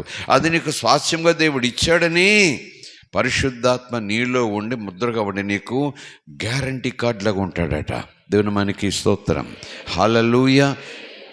వస్తువుల గురించి మాట్లాడుతున్నాను, అభ్యంతరపడదు. కానీ ఏదైనా వస్తువు తెచ్చుకున్నాము, బాగా పనిచేసింది, చాలా కాస్ట్ వస్తువు తెచ్చుకున్నాం, బాగా పనిచేసింది, అందరూ చాలా మెచ్చుకుంటున్నారు. అకస్మాత్తుగా పనిచేయటం మానేసింది. అమ్మో, ఇంత ఖర్చు పెట్టుకున్నాము ఈ వస్తువు, ఇప్పుడు పోయింది ఎలాగా, మళ్ళీ ఇంత ఖర్చు పెట్టగలమా?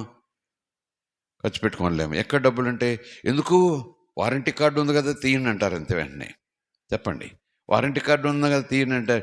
ఏమో అయిపోయిందేమో కదా ఇస్తాడో లేదు. ముందు కార్డు తీవయ్యా.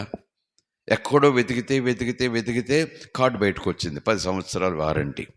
అందులో ఏం రాశాడు? కండిషన్స్ చూస్తే ఎప్పుడు 10 సంవత్సరాల లోపల ఎప్పుడు పోయినా, ఎలా పోయినా, ఎక్కడ పోయినా కారణం ఏం అడగం మేము, ఇలా తెచ్చేసి కొత్తది పట్టుకెళ్ళిపోండి అని ముద్రేసి ఉందనుకోండి. డబ్బు లేకపోయినా ఈ కార్డు గుండెలు వేసి వస్తుంది.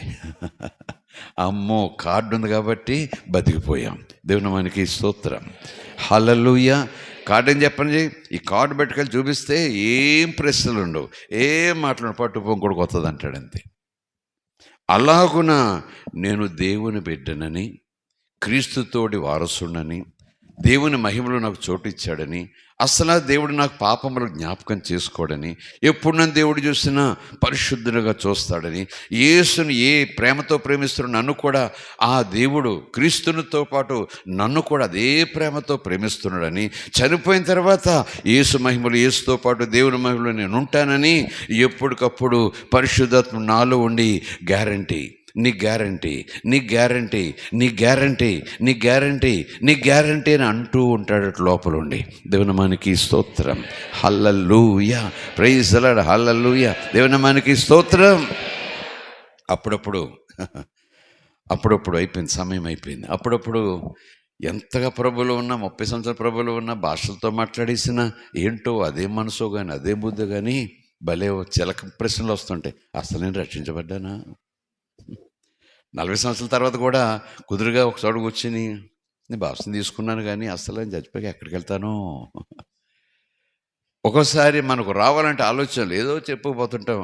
అసలు రక్షించబడ్డా నేను గ్యారంటీ, నిజంగా వెళ్తావా అని పక్కోడు అడిగితే అనుకుంటున్నానమ్మా అంటాం. నేనంటాను, అసలు రక్షణ పొందిన తర్వాత, పరిశుద్ధాత్మ పొందిన తర్వాత అసలు నీలోనికి ఆలోచన రానివ్వడు పరిశుద్ధాత్ముడు. ఒకవేళ వస్తే అపవాది నీలో పెడతాడు ఆలోచన, నువ్వేం కాదు దేవుని బిడ్డ, నువ్వేం కాదు, నువ్వు చచ్చిపోకపోతావు కిందకి, దేవుని నేను ప్రేమించట్లేదు, ఏవో ఒకటే నసబెడుతుంటాడు కొన్ని కారణాలు, రుజువులు చూపించి. కానీ పరిశుద్ధాత్మ నాలో ఉండి ఎంత ధైర్యం చెప్పిస్తాడంటే, ఎంత ఆదరణిస్తూ ఉంటాడంటే, ఎంత రోషం తెప్పిస్తూ ఉంటాడంటే, ఎంత నిరీక్షణ కలిగి ఉండేలా చేస్తారంటే, ఎంతగా ఆకాశం తట్టు కన్నులెత్తి చూసేలాగా రోజు నాకు వ్యవసాయం చేస్తారంటే, పరిశుద్ధాత్మ నాలో ఉండి నువ్వు దేవుని బిడ్డవే, నువ్వు దేవుని కూతురువే, నువ్వు దేవుని కొడుకువే, ఆయన తప్పకుండా సహాయం చేస్తాడు, ఆయనకు తోడుగా ఉంటాడు, ఆయనకు భాగ్యంగా ఉంటాడు, నిన్ను బయటకు తీసుకొస్తాడు, నిన్ను విడిపిస్తాడు, నిన్ను స్వస్థపరుస్తాడు.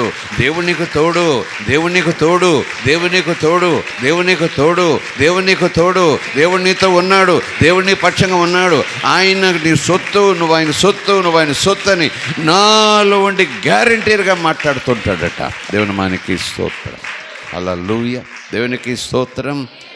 అప్పుడప్పుడు అప్పులు తీసుకున్నా, లేకపోతే ఎక్కడ ఉద్యోగాలకు వచ్చినా, లేకపోతే ఇంకో చోటుకి వెళ్ళినా షూరిటీని తీసుకున్నాను అంటారు కదా, గ్యారంటీయర్, షూరిటీ. ఒకసారి మనం ఏదైనా ఆస్తులకు తనఖా తీసుకున్నప్పుడు నీకేముందో కొంచెం షూరిటీ కావాలి, నాకు ఇంత అప్పు ఇస్తున్నానంటే నీకు కొంచెమైనా షూరిటీ ఉండాలి నాకు అని చెప్పేసి షూరిటీలు అడుగుతారు. లేకపోతే 3-4 సంతకాలు తీసుకుంటుంటారు. షూరిటీ చేయగలడు, చేస్తాడు, ఇవ్వగలడు. ఆయన ఇవ్వకపోతే నేను, షూరిటీ అంటే ఎవరు చెప్పండి, ఆయన ఇవ్వకపోతే నాది, అదే కదండి, ఆయన ఇవ్వకపోతే నాది బాధ్యత. ఒక ఆస్తి అమ్మేసినా సరే మీకేమి రాలేదనుకోండి, వాళ్ళు ఏమంటారు, షూరిటీ అంటే ఏంటో తెలుసా బాబు, సంతకం పెడుతున్నాడు, ఏంటి ఈ ఆస్తి మిగిలిపోయి ఇంకా ఏమైనా బాకీ ఉంటే నిన్ను అడగమని చెప్తున్నావు నువ్వు షూరిటీ అని. షూరిటీ అంటే అదన్నమాట, సంతకం పెట్టడం అంటే ఇదేం కాదు. కానీ నేనంటాను, సంతకం కాదు, దేవుడే షూరిటీ అటు నీకు. దేవుడిని పక్షంగా నీకు పక్కన హామీగా నిలబడతాడట. నీకు ఏం కొదువు ఉంటుంది, ఏమి ఇవ్వలేవు, ఏమి చేయలేవు, ఏం చెందలేవు. ఆయన నీ పక్కన, నీ పక్షంగా ఆయన హామీ ఇస్తే ఎవడొచ్చినా సరే ఆయన అడుగు అంటావంతే. ఆయన అంటాడు, నన్ను అడుగంటుంటాడు ఆయన. దేవుని మనకి స్తోత్రం. ప్రైజ్ ది లార్డ్, హల్లెలూయా. ఒకవేళ తండ్రి నీలో నాలో ఏదైనా ఆ మచ్చ ఈ మచ్చ చూడటానికి ప్రయత్నం చేసినా, మన పక్కన ఎవరున్నారు? తండ్రి ప్రక్కన ఎవరున్నారు? యేసు ఉన్నాడు. ఏ ప్రక్కన ఉన్నాడు? కుడి ప్రక్కన. ఎలా ఉన్నారు? నుంచుని ఉన్నాడు, లేదా కూర్చున్నాడు, సింహాసనం ఆసీనుడు ఉన్నాడు.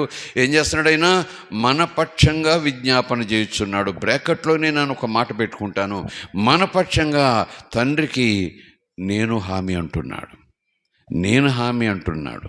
నా రక్తంతో కడగబడ్డారంటున్నాడు. వాళ్ళలో నేరం చూడటానికి వీలు లేదంటున్నాడు. వాళ్ళ పాప నిమిత్తం నేను వెళ్ళి చెల్లించేసాను ఎప్పుడో అని షూరిటీగా పక్కన కూర్చున్నాడు ఆయన, షూరిటీగా పక్కన నిలబడ్డాడు ఆయన. ఈ మాటలు పాపం చేయటానికి కోసం కాదు, పాపం చేసి పత్రం అయ్యో నేను పడిపోయిన ఏడుస్తూ కూర్చోకుండా నీ పక్కన షూరిటీగా ఉన్నవాడు నా దగ్గరకు వచ్చేసాయి, నీకోసం నేను షూరిటీగా నిలబెడతానంటున్నాడు ఆయన. దేవునికి స్తోత్రం కలుగును. హల్లెలూయా. పరిశుద్ధాత్మ ఎవరు? దేవుడు. పరిశుద్ధాత్మ ఎవరు? ఒక వ్యక్తి. పరిశుద్ధాత్మ ఎవరు, ఆయన ఏం చేస్తారు, ఇవి చేస్తారు. పరిశుద్ధాత్మను ఎందుకు పొందుకోవాలి అని అంటే నువ్వు ముద్రింపబడాలి అని దేవుడు అంటున్నాడు. నీకు ఒక షూరిటీ పక్కన చెప్పేవాడు ఉండాలి. నీకు ఎప్పుడు కూడా ఒక షూరిటీగా ఆదరించేవాడు, ఓదార్చేవాడు, ధైర్యపరిచేవాడు నీకు ఉండాలి. ఒక గ్యారంటీ నీ ప్రక్కన ఉండాలి. నీకేం ప్రార్థన చేయడం చేతకాకపోతే, ప్రార్థన చేసే మూడ్ కూడా నీకు ఉండకపోతే నిన్ను కుదురుగా ఉండనివ్వడు. నువ్వు నిద్రపోతున్నా సరే నిద్రలోనే నీ చేత ప్రార్థన చేయిస్తాడు. చాలామంది దైవజనులకి అనుభవం ఉంది, చాలామంది విశ్వాసులకి అనుభవం ఉంది. బయట సాక్ష్యాల రూపంలో రాయకపోయినా, వేదికల మీద చెప్పకపోయినా వేల మంది సాక్ష్యం చెప్పేవాళ్ళు ఉన్నారు. బాధలో ఉన్నప్పుడు, భయంతో ఉన్నప్పుడు, వేదంతో ఉన్నప్పుడు, ప్రొద్దుట లేచిన తర్వాత పని పాట చక్కపెట్టుకుంటూ ఉంటే ఆ తల్లిని గురించి బిడ్డో, భర్తను గురించి భార్యో, ఆ బ్రేక్ఫాస్ట్ పెడుతును, ఏంటండి రాత్రంతా మీరు పడుకున్నారు కానీ